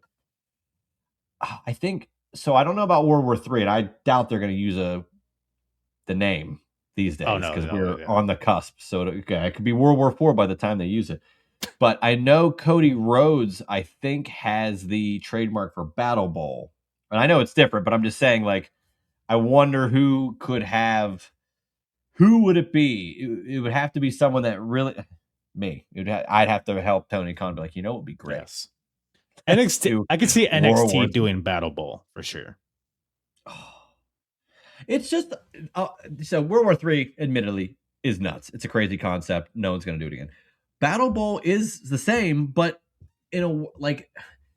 WCW did an okay job of it could be Rick versus Scott. It could be the first one. I think it really was a shoot in 91. They really drew names and really had the teams, and it was all random and it was chaotic, and that I liked it. In other years, especially in 96 where they revived it for Slamboree, they announced ahead of time it's going to be Rick and blank versus Scott and blank. And in some other ones, there was not even that many people to where it would have mattered. In this day and age, you could so easily draw at random, but have way more entertaining matchups back and forth that are believable because they're random, but they're a work because you chose them, and get away with it. It's so doable. And I think if they did it well, and if someone really took the time, it could be so damn good. Could you imagine Jimmy versus Jay, but it's I don't know. You could pick certain people on the other team that they hate. They got a team with Jay with who does Cody hate? Give me someone. He hates. Hold on, let me think of a other than Roman. Drew McIntyre, Jey Uso and Drew McIntyre versus Cody and Jimmy Uso. That's entertaining. Cody doesn't want to beat up Jay, and he doesn't want Drew to win, but he likes Jay. I don't know. They could make something happen, and it's just I don't know. I don't know who would be NXT. Maybe they've revived some WCW stuff, so I could see it. But that's what I'm saying. They kind of tried out War Games in NXT. And they didn't try it out. They killed it. NXT did it. Oh yeah, try it in the sense that they did it first. But yeah, no, I 100% agree. I think they did it better for sure. Yeah, I don't know. Yeah. Well, either that or the triple cage. That's all I ask for. NXT and AEW. I could see doing the triple cage. AEW would lean into something like that. Look, if they did the exploding barbed wire death match and it failed, you don't think they could try to pull off and be successful a triple cage? Come on. Have somebody get thrown off. That's way more controllable. Yeah. Throw someone off. Canyon. No crash pad. Just splat. Hey, that was the career killer. Mike Awesome. Not to be confused with Gunther. I always do. Oh, I see. Career killer. I see. I thought you were just they don't really look alike. But yes. So just to even further set the scene here. I guess that's pretty much. I mean, because the entrances start. It's just the stock pay-per-view music, whatever, and everybody kind of just walks out. Yeah. I feel like there could have been more pomp and circumstance to it, but at the same time, there's 60 guys, so it's you can't. You just have to get them all out there. But I did appreciate how they because a lot of modern battle royals, they'll have just all the jobbers go out there, and then they'll have individual entrances for the big people that could feasibly win. Here, it's just we're rallying off. Here's Donnie Blaze or whoever the hell, and there's Vincent, Lex Luger. Lex Luger is just in the middle. Yeah, it's they don't really focus in on him really. So I appreciate that level of presentation. I also like how NWO gets their own entrance, which makes a lot of sense. Continuity. They're still separate rosters in a sense. I don't know, any thoughts on how this was presented, I guess, before the bell? Because I know you do. I know you have thoughts. So I was going to say it would have been great to lengthen it out with so many, and then you get some more pomp and circumstance for some guys. And then I'm like, well, the match was only 29, 30 minutes. They probably could have got away with it. And then I also thought after that, this is traditional pay-per-view. They can't go over Halloween Havoc 98. Or else the whole damn feed's done. So this is the only way to do it to make sure you could get the match done and the entrances. Or maybe get rid of Mongo versus Alex Wright. Yeah. And then just use that time for this, perhaps. For sure. And then, so here's the thing. Michael Buffer, who I know you love, He says when there's 5 wrestlers left in each ring, all will go to ring 2. Until there were 5 guys in ring 3, and they decided that the Giant was the only one worthy of going to ring 2, and they made it 5 WCW guys and 5 NWO guys, and completely changed everything. Because I think in Battle Bowl they did that, where it was the one guy left from ring 1. Battle Bowl is way different, where so you saw the 96 Battle Bowl, that was 1 ring. 93 was 2 rings. Was it 2 rings? Or it might have still been 1 ring.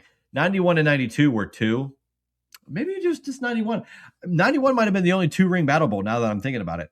You had to the eliminations were throw someone from ring 1 either out or to ring 2. Oh, I've only seen the single ring one. I didn't know there were multiple rings. So if you're out of ring, even if you get eliminated from ring 1, you walk over to ring 2. Whenever there's 1 guy left in ring 1, that guy waits until there's 1 guy left in ring 2, and then they go at it, and you still have to eliminate someone over the top rope. I won't spoil it because I think that'd be fun for you to dive into. The first Battle Bowl was nuts. It was Dusty Rhodes creates this thing. It's a Super Bowl, Battle Bowl. You get a ring, very football sports centric, and it's fascinating to see. And there's so many fun little things that go with it. But I digress. That type of thing seemed to be what they were doing here. And in theory, you would be like, oh, 5, 5, 5. In the first World War III, I know when it was down to 10 each, they all went to the center ring for 30. Mm-hmm. But this one, they said 5 in each, but they said they got down to 5, and they said, like, no, let's get Giant to eliminate those rest of those guys and then walk over, and because they had who was left? Oh, Harlem Heat, Luger, DDP, and Rick Steiner were left in the 1 ring. They got rid of Stevie Ray just so Giant could come over as the lone guy, and it'd be those 5 guys versus the NWO guys. So that whole thing was not how it went. And I'm not shocked that these convoluted rules created a confusing scenario. But I'm here. Sometimes they said 5 in each ring. Sometimes they said until there's 15 people left, then they all go to the second ring. So that didn't happen either. Yeah, exactly. So nobody knew what was going on. To further the chaos. All right, so let's talk about some of these entrants. I know you wanted to go through all of them, but I'm going to go through who I wrote down. I mean, just really any notable ones that you noticed. Yeah, so I wrote down the ones that are like not important, quote unquote. Other than I had DDP was first, which I just like because he becomes a huge deal in 97, and we're on the cusp of him becoming, he's an established star at this point. So it's nice to see where he's at. Then Bubber comes in. We got Villano 4 and 5. Benoit's in there. La Parka, and I'm like, damn, we just saw La Parka in the Royal Rumble. So he's one of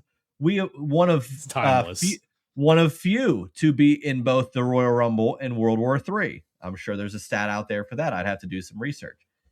Public Enemy, Norman Smiley, early Norman Smiley, because he becomes big late 98, 99, 2000. This was hard. Louis Piccoli comes out, and that was the notable one for me. I was like, oh shit, he's jumped from ECW. Yeah, and he looked fucked up. I don't know if he was, and I just know how it ends for him.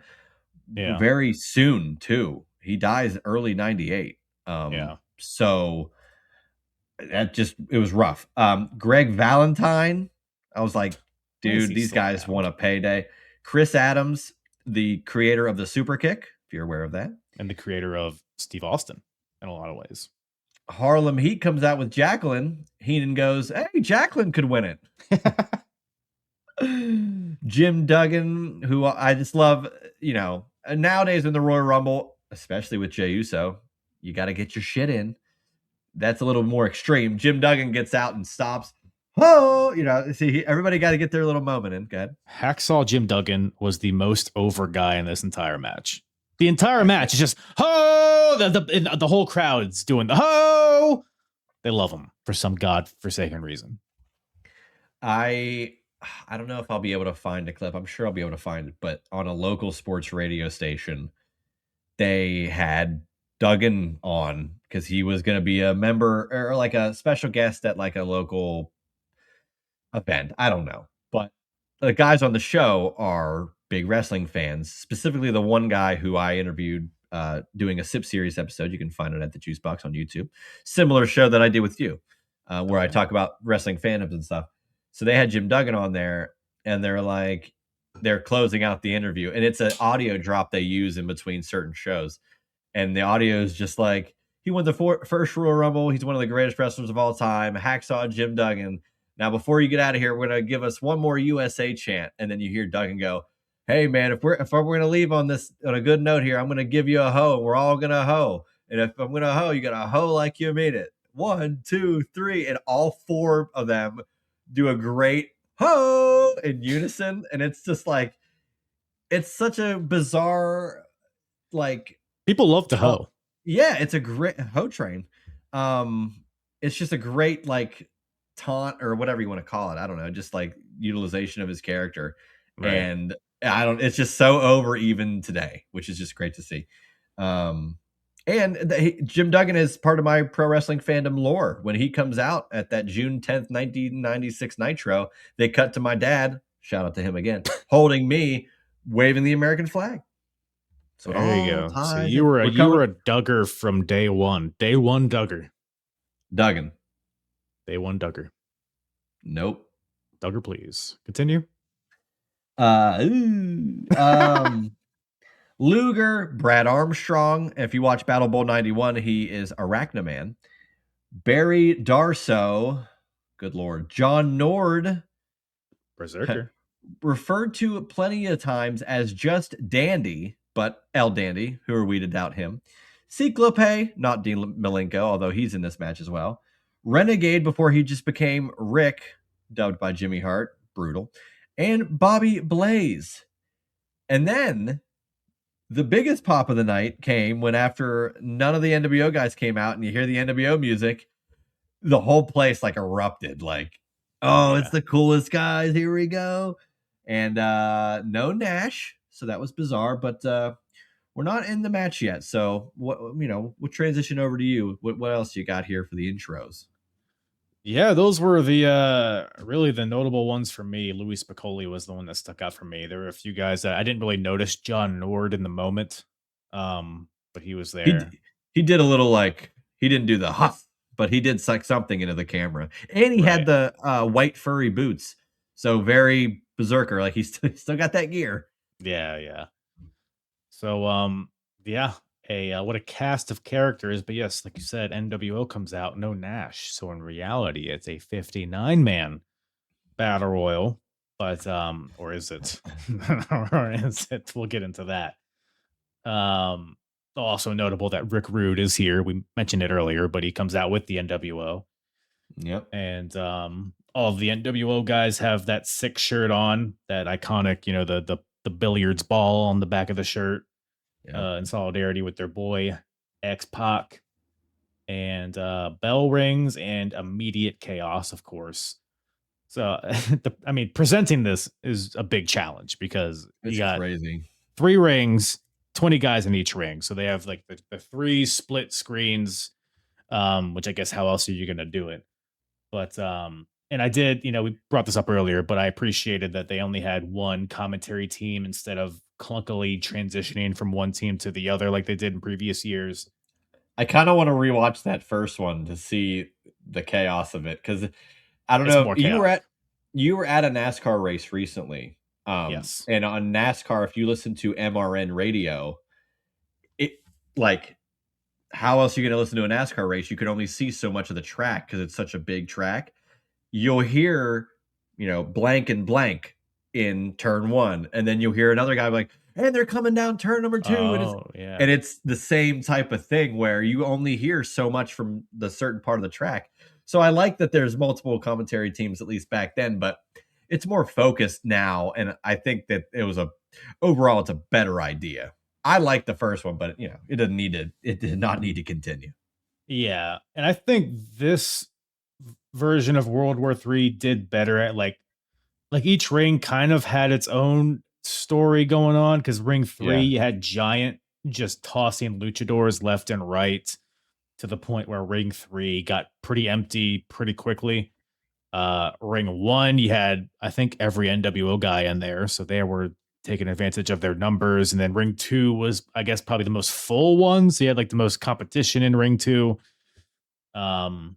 But yeah, as far as like any like spots happening, I mean, there wasn't a lot that I noticed. There was just a lot of punching and kicking, and there was one point where so you had the Public Enemy in there. It's like very early in the match. I'm pretty sure Rocco Rock botched his elimination like 3 times because there's a point where like Johnny Grunge, his partner, goes to clothesline somebody and then they duck, and then he clotheslines Rock and he goes like halfway over and then he comes back. And then Ming goes over there to try to lariat him over, and then he does the same thing, and then he eventually gets super kicked out of there. But I mean, the clunkiness was just, I mean, everywhere in this match. I guess, anything before they all converge into one ring. Any notes from you? I got a lot. That's an understatement of the century. Oh, boy. Notes. So the Giant eliminates 4 luchadors, Luis Piccoli and Disco Inferno, in literally like 5 seconds. Yeah. And he is just hucking people out. I guess that broken thumb ain't coming into play. Well, he did say, I might not be able to choke slam anybody, but I can get people out. If you watch though, it's like it's El Dandy, it's Viano 4, Viano 5, Luis Piccoli, Disco Inferno. La Parka gets over there and like it doesn't immediately happen. And La Parka just gets back in the ring and like runs away. Like, I'm not doing this. Like he no sells. Like, I'm not doing the bit. Like that's why he's still around today. That's right. I could not believe that they said that through the ropes counts. I don't know if it was in 96, but it makes it easier, and I know that, maybe visually it's easier because it's like, if anybody's out on the floor, they're done. Because that was a big critique of mine in the early ones, is that there was like brawling on the outside and brawling in the ring. So it's like, who's in the match, who's not. It made it visually confusing when, to your point, it makes it more clear when people are eliminated in this case. And that's what I mentioned earlier with Hogan in the first one. Giant pulls him out and the referees don't see it, but they see him out there and they go, oh, he's eliminated. And that's how the controversy got created. So, they kind of eliminate that by having the eliminations be total eliminations. I was waiting to do that earlier when we talked about Saturn. If you're just out on the floor, you're done. But you could, like, Hall went through the rings. So you stay in the rings, You're good. The floor is lava, as R-Truth brought up during the Rumble promo, which I thought was great. What else? So Bobby Blaze, this is my other note. I couldn't tell you anything about Bobby Blaze, but I love that Tony Schiavone said, oh, and there's Bobby Blaze representing some of the independent groups here in WCW. And I'm like, I love that that's a thing. I just never heard that. You didn't tell me what independent group, just an independent group. Also, why were there referees in the ring? Is 20 per ring not enough? Couldn't you just be on the outside of the ring? Randy Anderson's in the damn thing. He could have won the Battle Royal. Well, one of them got their shit kicked in, so that's what they get. That's what I'm saying. That's true. I did love the references. DDP was successful in the 96 Battle Bowl, which was 8 people, by the way. They referenced Randy Savage winning the 95 World War III. And we're not going to skip to the end yet, but I do want to note the final 4, DDP, Savage, Hall, and the Giant. 2 of those guys, Giant and Savage, had won World War III before. DDP had won Battle Bowl before, and then Hall ends up winning it. So I highly, highly doubt they wrote this, thought that deeply, yeah, as like, oh, these guys are really good at Battle Royals, especially World War III, so they're gonna beat it at the end. Like, but I found it was cool because they referenced it. Mike today, God bless him. Oh, Renegade and Wrath are both eliminated, but they're fighting up the aisle. As if they were going to have a big match blow off at Starrcade, Renegade and Wrath. I didn't know Renegade was still around. I'm going to be honest. And Wrath is like, Renegade just looked like, I see you didn't watch, like you're late on you didn't watch Super Brawl 4. You're so close with your timeline. You got to re-go. He looked like Jungle Jim Steele. He just had like trunks on. So, Jungle Jim Steele showed up in ECW which did fall into my timeline. This was like around the same time too. It's like I can't escape these fake Ultimate Warriors. But yes. So he just kind of reminded me of him in that was like the last gear that he wrestled with. So that was bizarre. Scott Steiner got to hit a belly to belly on Randy Savage in the middle of the ring, which, like, again, these are all punch kick events, and to hit any move is dangerous, but awesome if they can do it. I love the spot. I don't know if you caught it, where DDP and Benoit like fly over the top rope, but both simultaneously fly over the top rope and then simultaneously come back in through the second and third ropes in like one fell swoop. It was these are two guys that are, Benoit's as real as it gets. DDP maps his stuff out. These are two guys that like, let's do this spot, and they nailed it. And I thought it was really, really cool to see that. Some of these next notes. So, Ring 3 had Giant, Ming, Alex Wright, Mongo, and Mortis as their final 5. But that didn't matter. Giant versus Ming were the last 2, and I was like, here we go. And he drop kicked Ming out, and Ming, being the hoss that he is, in one fell swoop flew out of the ring like he didn't look botched. Dude, I was very impressed with that. I was skeptical because it seemed to me like a Giant was getting gassed a little bit, and then this just shotgun drop kick just annihilated Ming and sent him over the top rope. Like to the point where I'm like, yeah, that would happen if you kick somebody like that. They would get thrown over the top rope. So yeah, I love the momentum. Yeah, Giant, he's hit some drop kicks. There's one against, I think it's when he's Big Papa Pump. So you're probably going to find it next year, but he hits him. Scott Steiner like flies across the ring from the drop kick. It might be from the top rope. I'm not sure. Ring 2 had Harlem Heat, Luger, DDP, and Rick Steiner, like I said, but they got rid of Stevie Ray to get to that final 5-5-5, because the other 5 were Savage, Buff, Vincent, Scott Hall, and Kurt Hennig. But I love that the WCW part of it, just listen to these names. Maybe not Rick Steiner. Like Scott Steiner might have been a better representation of that, but Rick Steiner, DDP, all WCW, the Giant, all WCW, Lex Luger, and Booker T. And Booker T became a huge star. Like they really nailed who represents WCW in a big way as those final 5.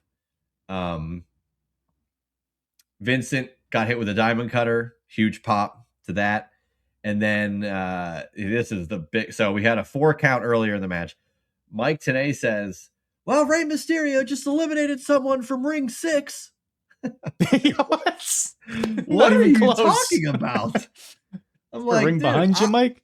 I'm confused, but come on. This is insane. I think, because Ray eliminates Eddie, by the way, with a Hurricane Rana. So a little callback to the previous match from the night. I appreciated that. Let's have a 7th match. Let's do it. Do it. Might as well. Building up to that next one. And they would have a whole on feud in WWE, so we're not nearly done with that. Would. Let's get to the final 4, and I'll come back with notes after you touch on it. Yes, I mean, it's a lot of chaos, obviously, in the beginning, but then, once we get down to the NWO and WCW sides, like you brought up, because the rules were laid out that once we get down to the final, whatever it is, doesn't matter at this point. Everybody meets in ring 2, which is the middle ring. So Team WCW gets in the middle ring. Yeah. Team NWO is still in ring 1, and NWO they're cowards. Like, wait, can you come over here? Like they don't want to get in that ring. So WCW, Giant, Luger, that whole crew, they rush ring 1, and then we're off to the races here. And it's at this point where the match got pretty good, I thought. I agree. So, by the way, Booker T and Rick Steiner are both eliminated at some point. I think off camera, both of them. So it's like, or maybe I just missed it. They wouldn't dare do that in 2026 with Brock Lesnar during the yeeting or Obafemi during entrances. No, they wouldn't dare do that. Don't get me.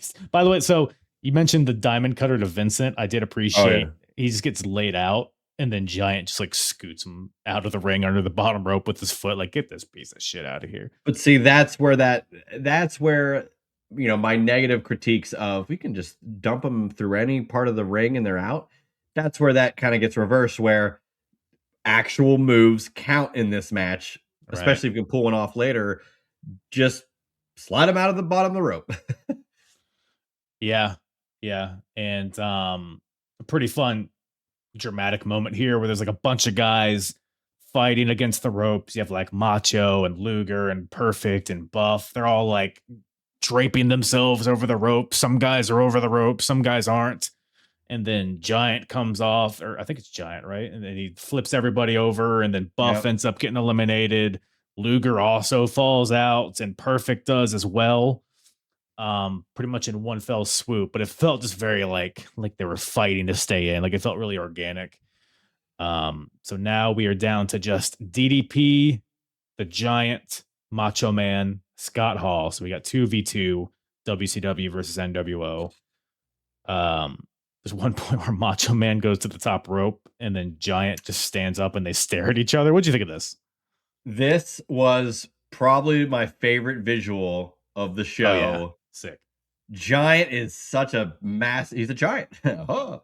He's a he's giant. there, and Macho Man's ready to just lay out someone with an elbow. And then when Giant stands up, he's like, "Oh, mother of God, here we go!" And he spits at him, and just the perspective of the shot, the arrogance and defiance of Randy Savage, and then to still dive on him. I love the balls on this guy, and he gets taken out. And then it's still not enough. They hit him with a diamond cutter as well. Huge pop. So that just the visual of that, like I said with DDP on the Benoit spot, with DDP map stuff out, Savage the same way. That's why the Savage DDP matches were great. Really probably said, hey, this is a great looking spot. It's going to put you over great. And, I probably don't look too bad either, being defiant. Again, World War III, 60 men, a lot of chaos, a lot of bullshit. Probably not a lot of story other than the final guys, yet they found certain guys have it in them to make something memorable out of a clusterfuck. And I think that is so impressive when this match is never designed to have those moments. It really is not. Yeah. No, it's this portion of the match definitely it gripped me, I would say. Because Macho Man gets diamond cuttered. And then TDP goes to roll him out of the ring, but then the Giant stops him. And me, like, only having like a vague knowledge of storylines and whatnot, I'm like, is fucking Giant about to turn on DDP here? Are we kidding with this? Are we already doing the heel face stuff with Big Show?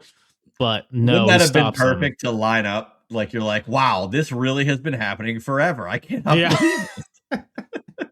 I was like, man, all right, I guess we're doing it. But no, he stops him because he wants to hit a choke slam on Macho before they do. And then he just does. He just choke slams them and then they dump him out.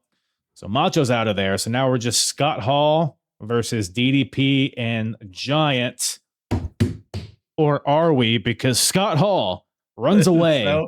This is the funniest thing I've ever seen in my life.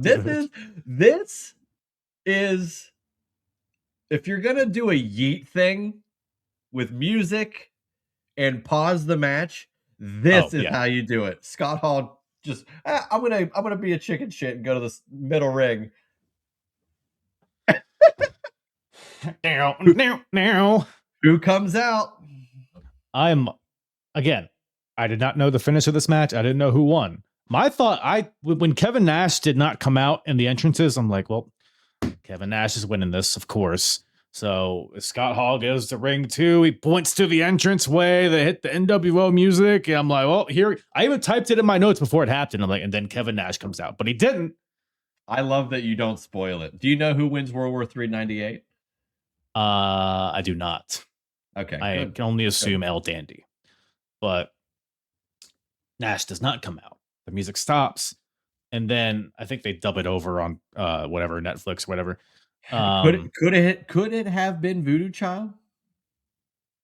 I think it was, right? Wasn't he using that at this point? Yeah, what I'm saying is, like, could it have been that on the actual feed? I saw it on. I'm pretty sure it had to have been a network feed. I saw it on the Internet Archive. That's where I did the same thing. Stuff. But if it's not there, I would assume it's. I gotta find that original. Maybe it's not even on the tape. I wonder if it's even on the tape. Okay, I'll do some research. Yeah. I know on Nitros because I have some of the redubskis of the Nitros, and he's using Voodoo Child there, so I can only assume. And the way because the NWO music stopped, and then on the feed that we watched, the same music just played again, but commentary is Right. like, "Oh, that's Hogan's music," which leads me to believe that it right. was Voodoo Child. And I did not 1% of me expected Hulk Hogan to show up. Oh, that same. I'm like, I kind of forgot about it. I'm like, because I knew the finish, but I'm like, I didn't think Hogan shows up. He shows up, and I'm like, this isn't one of his paydays. Is this like a bonus show? He's Or is giving it? to them? Or does this count as a payday? I'm sure. Oh, I'm sure it counts, but it's not one of his like. I'm only showing up at these pay-per-views because he was Yeah. never at. Not never, but he was very rarely at Slamboree or Spring Stampede. He would never be at some of these lesser quote unquote shows. So World War III, I'm like, he ain't showing up. World War III '96, they did a contract signing. So I'm like, he ain't gonna be in this match. Right. I was shocked. Hogan is number 60. He comes out and there's big he comes to the ring, and so now it's Hogan, Scott Hall versus DDP and Giant. Big "We want Sting" chants. Massive. We want Sting. We want Sting. Obviously, Starrcade. We got Sting and Hogan. So the crowd they see Hogan, they want Sting. Hogan gets in there and he body slams the Giant to show how fresh he is. Immediately. Well, that was the only thing. And I'm glad they referenced it. Like, oh, well, he's fresh man. I'm like, I'm glad you defended that, because him just walking in and body slamming him seems a little crazy, but I'll take it. Yeah, no, yeah, I appreciate it. I mean, I don't know if that was the intention, but it's like, yeah, this shows his advantage that he has at this point. For sure. And then Sting repels from the ceiling. The crowd comes unglued because they were just chanting "We want Sting," and now they called for it and they actually got it. Finally, they did it, because there are a few shows where they call for it and it never happens, and it's just LOL NWO wins. But this is finally happening. It's good. Well, until it wasn't, because he repels from the ceiling. Which props to this man, by the way, for doing that spot.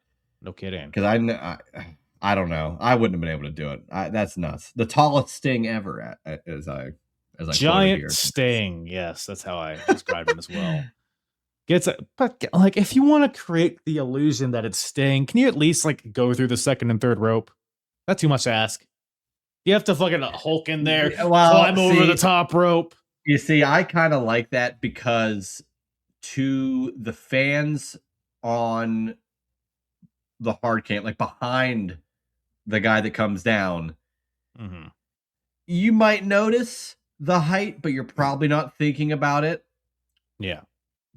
And you can't see that it's a mask either, that it's not painted. Right? So how do we get that next clue? Have him step over the top rope, and then you get, oh, that's a little weird.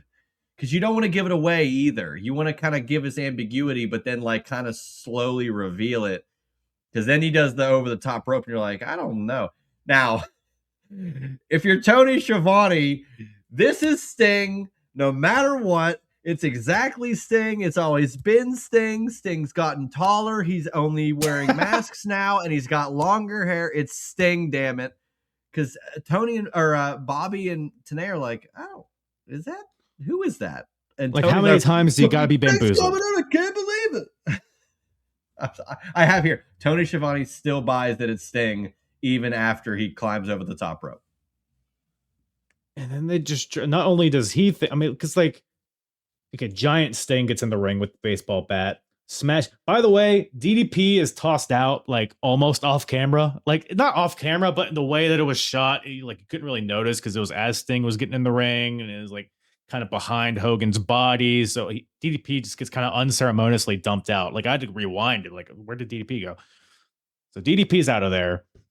Hogan eliminates himself because he's scared of Sting. And then, so I guess now we're just down to, is that it? No, because then Giant Sting knocks Giant out with the baseball bat and knocks Giant over the top rope. And then I guess Scott Hall is the last one left. So I guess Scott Hall wins. Well, Giant Sting leaves the ring, so dare I say, was this the greatest World War III with 61 competitors in it? I mean, the It's the math best checks note I've out. dropped so far. The greatest World War III. My goodness. You're not wrong. But they're like still like at this point, even we're still like, oh, it's Sting. Because I him and told Hall you. have a face off. And even Hall's like, no. So it's like the idea, like, do they think that we as spectators think that's Sting? Like it's crazy because they're still like doing the whole thing, like, oh, it could be Sting. I'm telling you, the fans in attendance, though, that's who Stupid. I think Michigan people they're. are stupid. You're so right, Juice. Well, do you know where the Steiners came from? It's all coming together. Yeah, Hall wins. It's very anticlimactic. Like, I guess he's the last one because, you know, him and Giant Sting face off, and then Giant Sting takes off his mask and Love it. it's Kevin Nash. Fucking Scooby Doo. Like, oh, I didn't know it was you. Nash obviously is not in the match, or I guess he's not in the match. Well, no, he wasn't. Climbed over the top he rope. was. He got out of the ring, so to make sure no one had That's any right. No ambiguity. Yeah. So officially at that point, Scott Hall wins and allegedly gets a shot at the title at Super Brawl 1998. But then there's some hullabaloo. Eric Bischoff comes out, all the NWO, Scott Norton, everybody comes out to celebrate. That's crazy. Some of these guys couldn't have been in World War III. Yeah, we had Vincent in the match, but not Scott Norton. I think we need to the NWO the war room when they're drawing out who's going to be in the match. We need to have a talk with them. I don't know about that strategy. Yeah, well, Vincent was there to eat a choke slam or a diamond cutter rather. So, maybe Scott Norton wasn't. Yeah, I got Vincent as taking one. But I don't know if Scott. I don't know if Scott Norton would have taken that. Gotcha. That makes a lot of sense. Scott Norton didn't want to put over Sting clean at Slamboree 93. You think he's gonna take a diamond cutter in 97? Well, you're not wrong. The Flash. Gotta love him. Eric Bischoff comes out with a cigar in his mouth that's like unwrapping. I didn't know what was going on there. Dude, I don't know what the hell's going on. Well, I don't think you can even smoke. I don't think you even smoke in the building, can you? Yeah, it's unlit. He just has a dumb fucking dry cigar in his mouth. But well, that's heel heat. He's so stupid. I hate cigars. Yeah, you're right. But I do like they could have just ended it there, but Hogan comes out. It goes over to DDP's lifeless body. He's like, get up, brother. Get in there. This is crazy. Dude, tell me what happened. Hogan gives the diamond cutter to DDP. I cannot believe, it's a joke and this doesn't work for me, brother, and all these things. But the fact that the guy, DDP, not only doesn't win this match, after the match takes his own finishing maneuver from a guy that he's never going to have a one-on-one match with. Is buried the right term? Is humiliated the better term? I'm just like, dude, they DDP must really get the business. Again, maybe I brought it up earlier. Maybe he mapped out, it'd be great is if Hogan gave me that. It gives more heat on Hogan. So maybe it's really not as bad as we're looking at it, but I'm like, dude, did DDP need to do that? Because maybe he thought a match would come in the future. If I do this, Spring Stampede 99, it's Hogan, Flair, Sting, DDP. So he's playing the long game. Dally. That's how DDP wins the world title. Yeah, Dally's a smart guy. He sure is. But the visual of Hogan doing a diamond cutter is so funny. And that's pretty much how the show closes with that. And then the NWO celebrating. Scott Hall's the winner. You got Nash in there. And then the show.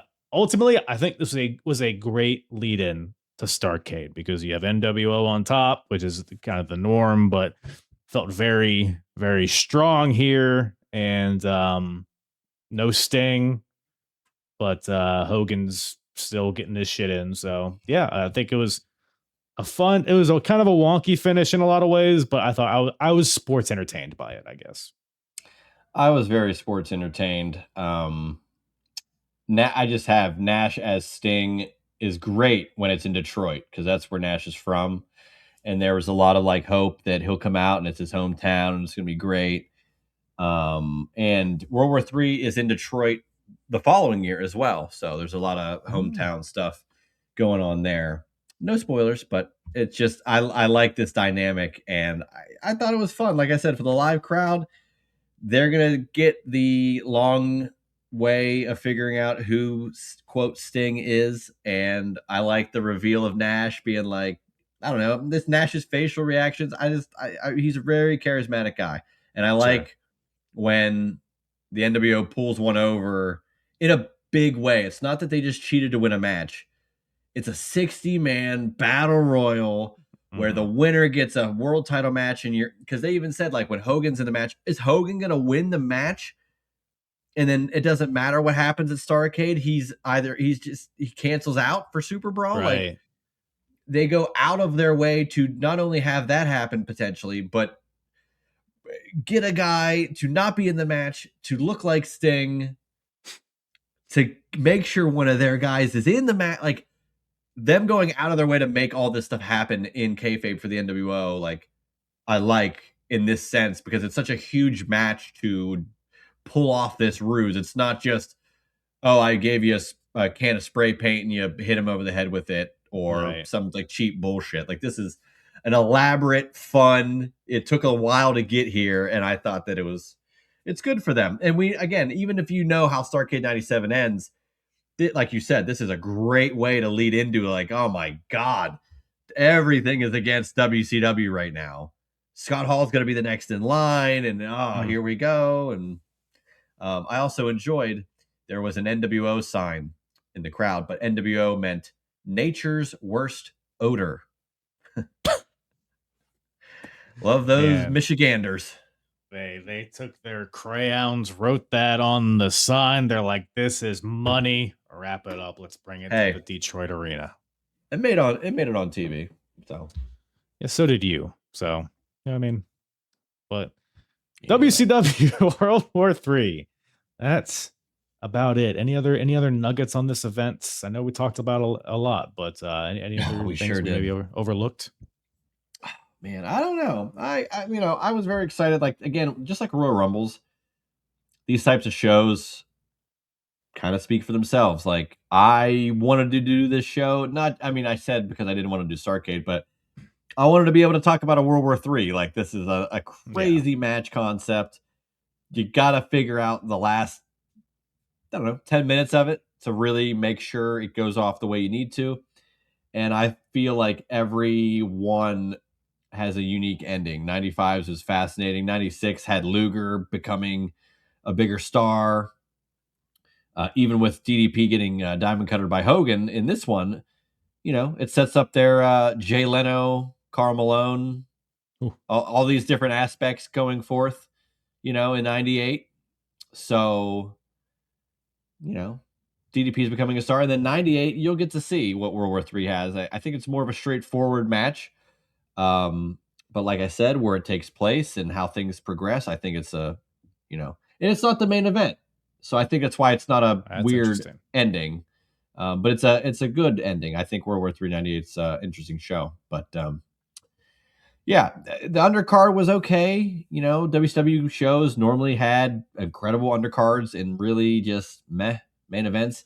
And I'm not going to say that this main event was great, but the last three matches on this show, Rey Mysterio, Eddie Guerrero in any town on any night in any year is great. Hennig and Flair are two legends, and they are great dance partners. And every time that they've hooked it up, as Bill Watts would say, they've had great chemistry. And this World War III was intriguing, knowing that this is in the middle of the NWO storyline when Sting and Hogan are about to collide, and you screw over WCW once again.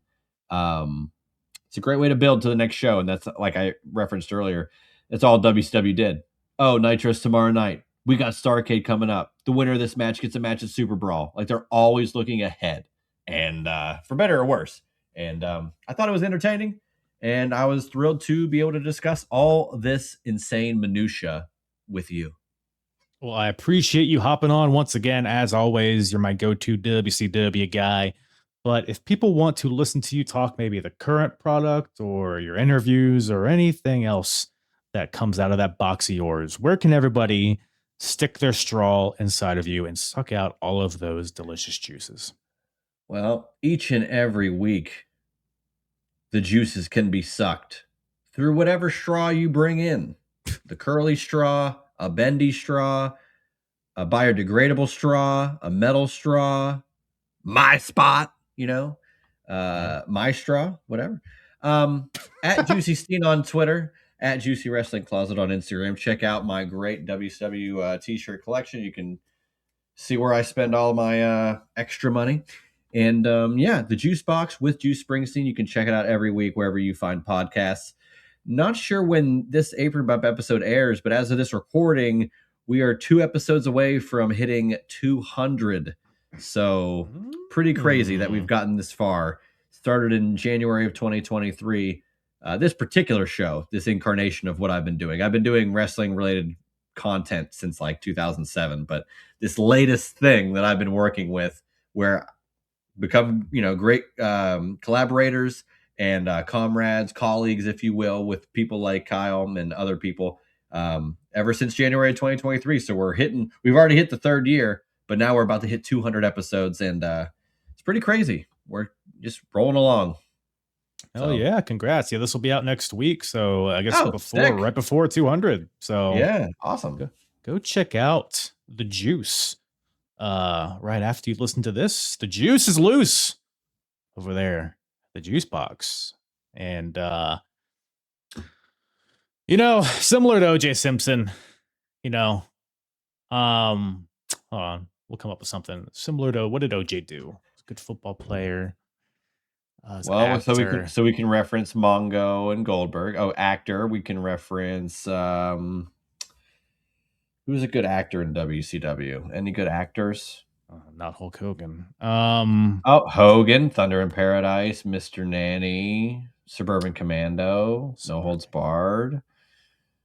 What is the movie? Because they aired one of his movies. Oh, Santa with Muscles? No, it was they did the contract signing with him and Sting. Oh, during a commercial. Three Ninjas. I don't think it was. It's a sequel. It's like Three Ninjas High Noon or something. Because he has that hair from Halloween Havoc. Right. That wig that Savage wears. Assault on Devil's Island. Oh my God, that is a deep cut. Holy Doggy, cow. They showed a clip on Nitro and it looked god awful. It has 4.1 stars out of 10, so apparently it's not like the worst. I'd like to go over every Hogan movie and see what the best rated movie is. What do you think it is? Best rated Hogan movie. Because I mean, 4 could be the best rating. Let's ask ChatGPT. What is the best? Oh yeah, I guess you could just find out. I mean, they're wrong a lot of times, but we'll see. Okay. Let's see here. What is ChatGPT? It's one where he's not the main star? Gremlins 2? I was gonna say, I guess Rocky 3. Yeah, that's probably. I mean, that's got to be it, right? So I'm on IMDb. Rocky 3's got 6.9, right? But he's not the main star, but he's the main villain. No Holds Barred, 4.4. Suburban Commando, 4.6. Gremlins 2, 6.5. So that seems to be maybe it, the best one, if you will. Well, Assault on Devil's Island. Hey, what's his face? Apollo Creed's in this movie. That's interesting. A little tie. Maybe it's like the same universe. It's funny if you go on IMDb, it brings up everything. So, like WWE 2K14 voice, WrestleMania 30, and then it brings like DVDs. It's like, or WCW Mayhem, the hottest hits of WCW Monday Nitro, which is like a VHS tape. And it rates the tape, and he's on there as an actor. Assault on Death Mountain, 3.8. He was on Did you ever- Suddenly Susan? Of course he was. Come on now. 2 he's synonymous. episodes as Terry Hogan. Did you ever watch Hogan Knows Best?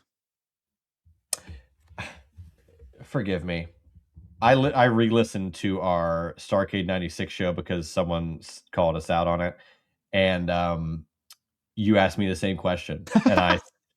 And in there, and I'm going to give the same answer. I did watch Hogan Knows Best, and it never felt like they did anything. It was just him living. And I felt like of all the this is the most recognizable, important, celebrated, whatever, most important like pro wrestler ever. And yet this reality show is nothing. They're just like, he's just doing stuff. His kids are doing stuff. He's just being a dad. That's the point. He's great. He's just like you and me, you know? He's just a guy living. Sure. Maybe not a fan of basketball players, but he's just a normal guy. Three Ninjas High Noon at Mega Mountain. That was the other movie. That's what I was thinking of. Oh, you were thinking of Assault on Devil's Island. I saw Assault on Death Mountain.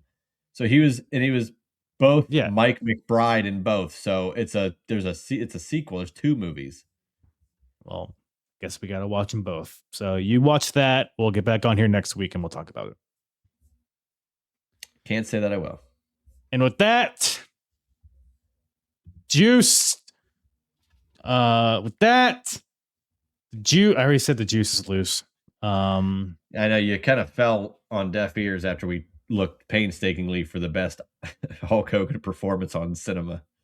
Well, the best Hulk Hogan performance was him in that Night Vision. Got a big penis, that Hulk Hogan does, or did, I guess. I guess it's still big.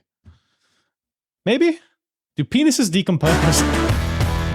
Once again, thank you to Juice Springsteen for hopping on the program today. Once again, always a good old time with my boy Juicy J. Go check out the Juicebox podcast wherever you listen to podcasts. Check out the Apron. I was about to say check out the Apron Bump. You're actively listening, so I don't need to do that. What else is there to do other than that's right, Bartholomew, hit that jingle, you tasty bitch. WCW, ECW, WWF. Who's the hardest promotion? Eric or Vince or Paulie? I think we can agree, though. Heck, Myers is the shit. Shaw, indeed. The hardest promotion battle. I fucking choked. I don't know what I just choked on. The hardest promotion battle of 1997 continues as of November 23rd, 1997. Nearing the end here. WWF versus WCW versus ECW. Which promotion is hardest? If you're watching on YouTube, I will walk you through this visually. You can follow along. I'm sharing my screen.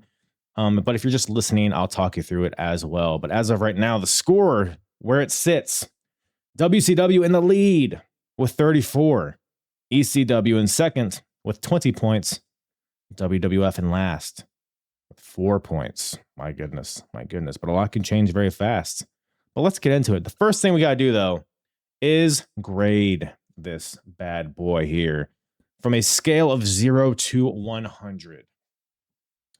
What are we thinking? Here? Halloween Havoc got a 75. I don't think... Was this better than Halloween Havoc? I don't think so. I don't think it was like crazy different. But I wouldn't put it... Yeah. I mean, just for Ray Eddie alone... I feel like Halloween Havoc had a better top to bottom card. World War III had some fun stuff there, but I think just as a whole, I don't think it was quite as good. So I'm thinking maybe like, let's see here. I'm looking at other shows just to make sure my baseline is right. You know what I mean? WWF Bad Blood got a 71. Was it better than Bad Blood? I don't even know if it was better than Bad Blood. Are we thinking maybe high 60s here? For WCW, Road Wild got a 54. Jesus, was it that bad? Probably. Great American Bash got a 71. Survivor Series got a 73. I'm thinking maybe 70. Just a flat 70 for World War III. I think that's fair. Let me chew on it. Yeah, that's tasty. We're going to roll with 70 here for World War III. Is that a C minus? I don't know. I guess it depends where you live. So we'll refresh this, and pretty much from the get-go this year, ECW has maintained the best, highest average grade for their shows. We'll see if that's we got November to Remember coming up soon, so we'll see if that holds. That remains here. ECW still with the highest average grade of 73.14, which feels low. But I think everything's kind of maybe I'm harshly grading everything, but I think it's consistently harsh. You know what I mean? So I think that's fine. ECW was still with the highest average grade. So we move back over here to the overall scoreboard. That first row here, best pay-per-views / highest average score of their events. ECW maintains those 15 points. So no changes to the scoreboard yet. Now, best TV. Who has the best TV? We got Nitro, we got Raw, we got Hardcore TV. It's mainly those. I just don't have time to watch Saturday night and Pro and fucking Shotgun Saturday Night / they aren't easily accessible on any network, so I'd have to fucking go to the high seas to find them, and I'm just not going to do that to go watch fucking Brian Christopher versus Mosh. You know what I mean? So I'm not going to do that. So the main staples here is what we're basing it on. Best TV, we're tracking WCW as the best. WWF is getting better. Raw is getting better, but we have to make sure that we keep in mind that this is the whole year of 1997, not necessarily just an acute point in time. It's more of the obtuse length of time of 1997. So I think Nitro has just been such a consistently good show, just paced well, some good wrestling in there, but most importantly, I think story beats throughout the show, engaging stuff happening at all times, or at least an attempt at engaging stuff. Whereas WWF is kind of Raw's a weird one, man. It's like it's so heavy into like they're transitioning into Attitude, and it's like they go a little too far sometimes, and they have to course correct. There's a little too much jabs at WCW right now. It's a little weird, but it's also entertaining to watch. But I still don't think they have the quality of wrestling that Nitro has. ECW Hardcore TV is a weird one because sometimes it's just highlights of the pay-per-views. Sometimes it's just promos. There's some good promos and stuff there, but I can't say that it's the best show of the three. So we're gonna leave it at WCW as the best TV. Best in-ring. Best in-ring overall. Yeah, I'm not gonna overthink this. WCW still maintains this, I think. ECW does a lot of good things. I wouldn't say their in-ring is what they're the best at. WWF, again, like you have like a few really good matches per show. Not as STS, that's even too much. I would say you're good for like at least one good match on a show, but there's just a lot of bullshit. There's a lot of tomfoolery. There is in WCW too, but I think WCW has enough like fun cruiserweight stuff and kind of like the mid-cardy, like DDP. Not that DDP's a mid-carder. I guess kind of. But WCW, all that to say, WCW maintains the best in-ring, I think. And best out-of-ring, talking characters, storylines, promos, all that. Again, I mean, I think we're maintaining course here. WCW is just top to bottom. I think the theme here is that they're just the most well-rounded promotion at this point. They got the NWO stuff. They got stuff with Flair and Mr. Perfect. DDP's arc. You got cruiserweight storylines with Eddie and Ray and Dean's in there as well. The goofy stuff with like Glacier. You know what I mean? I think they're just really, I mean, ECW's got some good stuff too. I think they've been a little inconsistent this year though. And WWF, again, just very top heavy. So I think WCW also maintains best out of ring. So no changes to the scoreboard yet, but let's move on to the best section. So these criteria are the best of 1997. Best match, Bret and Austin, WrestleMania 13. Yeah, I don't think anything's beaten that. Ray and Eddie at Halloween Havoc was the only thing that had a chance, but we talked through it on that episode, and I just don't think it was as good. Very close, and it's debatable, but in my eyes, I think Bret and Austin still takes it. So no change there. WWF maintains those 5 points. Wrestler of the year, we are tracking Eddie Guerrero. What's interesting, a very kind of lukewarm match on this show that we just covered. Sorry, there's a fucking eyelash in my eye. I've been like picking at my eye for the last 10 minutes. I'm not like falling asleep. I'm not falling asleep, guys. There's fucking some dried semen in my eye. Wrestler of the year, we're tracking Eddie. Again, like what I was saying, like, does the match from World War III hinder him? I don't think so. Who else is in the running here? I think we had Steve Austin here, but his unfortunate neck injury, obviously not his fault, but it does take him out of the running due to his lack of ability to, have significant matches. Eddie's just been so consistent all year from sold out, from that dog shit sold out pay-per-view, having the match of the night there back in, was it January, February? All throughout the year, his transitioning of his character, his series of matches with Ray, his matches with Dean, Jericho, dude. Yeah, we're gonna leave it as Eddie Guerrero, wrestler of the year. ECW. Again, by the way, if you're listening to this, leave a comment on Spotify, YouTube, wherever. Social media, DM me. If there's someone I'm missing, or if there's something I'm overlooking, feel free to let me know. But ECW, I don't think there's any wrestlers that could hold a candle to Eddie. WWF. Who else would it be? Brett, I guess. It wasn't, other than the WrestleMania match, not a stupendously stellar year. Same thing for Shawn Michaels. Taker's had a kind of a sneaky good year in ring.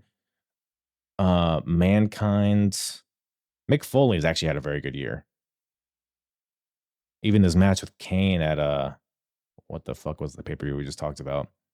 Survivor Series. Yeah, no, it's Eddie. It's Eddie. So no changes yet. Best character / storyline. We are tracking Stone Cold. Yeah, dude, it's almost cliche, but it's cliche for a reason. Like, it's so good. You turn on Raw, there's just a new energy to the product. He's so fucking good, dude. I know I'm not breaking new ground saying that Stone Cold was good, but man, this dude can't even wrestle, and he's carrying the promotion on his back just based on his character. He's entering a new storyline with The Rock as well, which has been some awesome stuff. I'm not like as familiar on the early Stone Cold Rock stuff, but that's been great. Obviously, the stuff with Brett early on, and the stuff with Vince, kind of dipping their toes into that. No, yeah, Steve Austin. Again, the only people that we could probably throw in here, maybe DDP. DDP's kind of been spinning his wheels a little bit, I would say. Not really spinning his wheels. He's still definitely a factor. He was like in the final four of the World War III. But I wouldn't say he's done anything to kind of give him that push above Stone Cold, because it's really been him and DDP. You could throw Taz in here as well. Raven might be a sneaky one you could throw in here too. That might be something we need to consider, because he had like the ECW stuff early in the year. And the WCW stuff has been not too bad. Like, it's been pretty good, I would say, so far. Raven's a sneak. What do we think about Raven here? Best character / storyline. I am intrigued at the prospect of putting him here just based on the fact that he's done stuff in multiple promotions. I don't know if I'd put him above Stone Cold, though. But let me know what you guys think about that. Raven's another one that you could throw in here. But we'll leave it as Steve Austin for now. Best segment of the year. Jerry Lawler's debut at ECW WrestlePalooza. What other segments have happened? I could do like research before this, but I like to have just like my raw kind of opinion, my raw reaction, I guess, to this. When we get to the finale, here in a few months, maybe, I don't know. We'll really do our research to make sure we have all of our I's dotted and our T's crossed. But out the gate, what segments have happened since Survivor Series, I guess? Nothing really substantial, I don't think.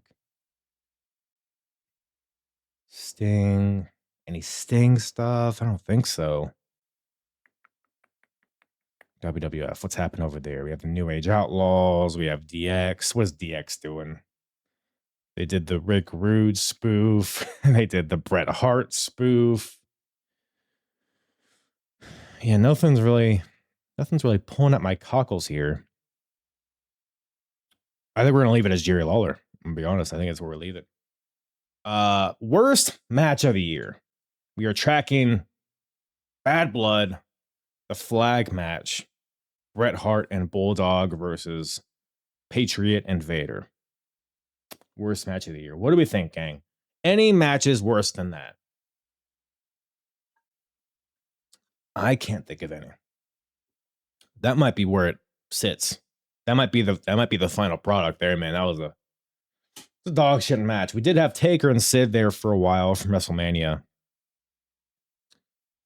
I mean, it's WWF either way, so it doesn't really matter. There's got to be some bad WCW matches out there. There's got to be some bad ECW matches out there in 1997. Again, leave a comment if I'm overlooking anything, but I can't. Nothing really comes to mind right away. It's just been a good year. Honestly, like 1997, it's a great year of wrestling. There's not a lot of terrible stuff. We'll leave it as the flag match for now, but again, let me know if I'm missing something. And speaking of which, not a lot of bad wrestlers this year. Not a lot of bad consistently. That's not English. Not a lot of consistently bad wrestlers in 1997. We are currently tracking the worst as Prince Iaukea, but again, I say this every time. As time goes on, he's like such a non-factor this year. Had a bad TV title run. But that was like, I don't know, a month or two? Who else could you throw in here? Who else? Let me even look through my notes here. Just to jog my memory from World War III. Ernest Miller, no. Glacier? That's a thought. I mean, it'd still be WCW, so it doesn't really matter. But Glacier? Thoughts? Worst of the year? I think he's done enough really fun stuff to where he can't be worst of the year, though. Like, his performance on this show wasn't the best. But he's also done a lot of great stuff with Mortis earlier in the year. So, yeah, no, it's not him. Saturn, no. Disco, no. UG, Ultimo Dragon, Steiner Brothers, Dave Taylor, Steve Regal. I'm just kind of running down who was on this show. Raven, Scotty Riggs. Scotty Riggs is what you can throw in here. But this match is good, though. So maybe not. Alex Wright, Mongo, no. Eddie, Ray, no. Kurt, Rick, no. I mean, we can just rattle through the World War III participants. Was it Bobby Blaze? Is Bobby Blaze the worst of 1997? I don't think so. We'll leave it. I mean, WWF, there's got to be somebody. If the New Age Outlaws didn't make their turn, you could throw a Jesse James in there. You could throw a Billy Gunn in here. But they're doing great stuff at this point in 97. So I don't know if you can do that. Brian Christopher, you can maybe throw in here. I don't know why I keep bringing up Brian Christopher. He's at the forefront of my mind for some reason. ECW, anybody? Like a little Guido? No, he's fine. There's not a lot of bad stuff happening this year, man. I don't know. But we're going to leave it as Prince Iaukea. We'll have to do our research at some point, but nobody else is coming to mind. Worst character / storyline. We're tracking Brian Pillman, Cucks, Goldust. Yeah. And worst segment of the year, Miss NWO. Yeah, we're going to leave that as well. From Sold Out 1997, of course. But yeah, with that being said, no changes to the scoreboard. WCW still maintains their lead with 34 points. ECW in second with 20 and WWF with 4. So, you know, we're nearing the end here. How many shows we got left? We got 3 shows left. We got 1 from each promotion. We got November to Remember from ECW. WWF has In Your House Degeneration X. And WCW has Starrcade. Look, man. WCW is in the lead right now. They've been in the lead for a while. But Starrcade is going to be an interesting one. How is that gonna influence the score. Gee Willikers, I'm excited for that, but I think we'll leave it there, man. So no changes, but a lot can happen in these last few shows. It's been a fun journey so far, and I appreciate you guys sticking along, checking it out, tuning in today. Of course, love you. Appreciate all of the support. Make sure you leave a rating, leave a review, leave me a kiss on the cheek. I'm waiting. Thanks.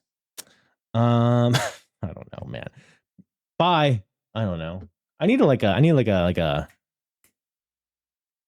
and that's the show. That's why it's been hard, but now it's been soft or something. I don't know. Maybe it's too late to have a sign off. Love you guys. Appreciate you. Mwah.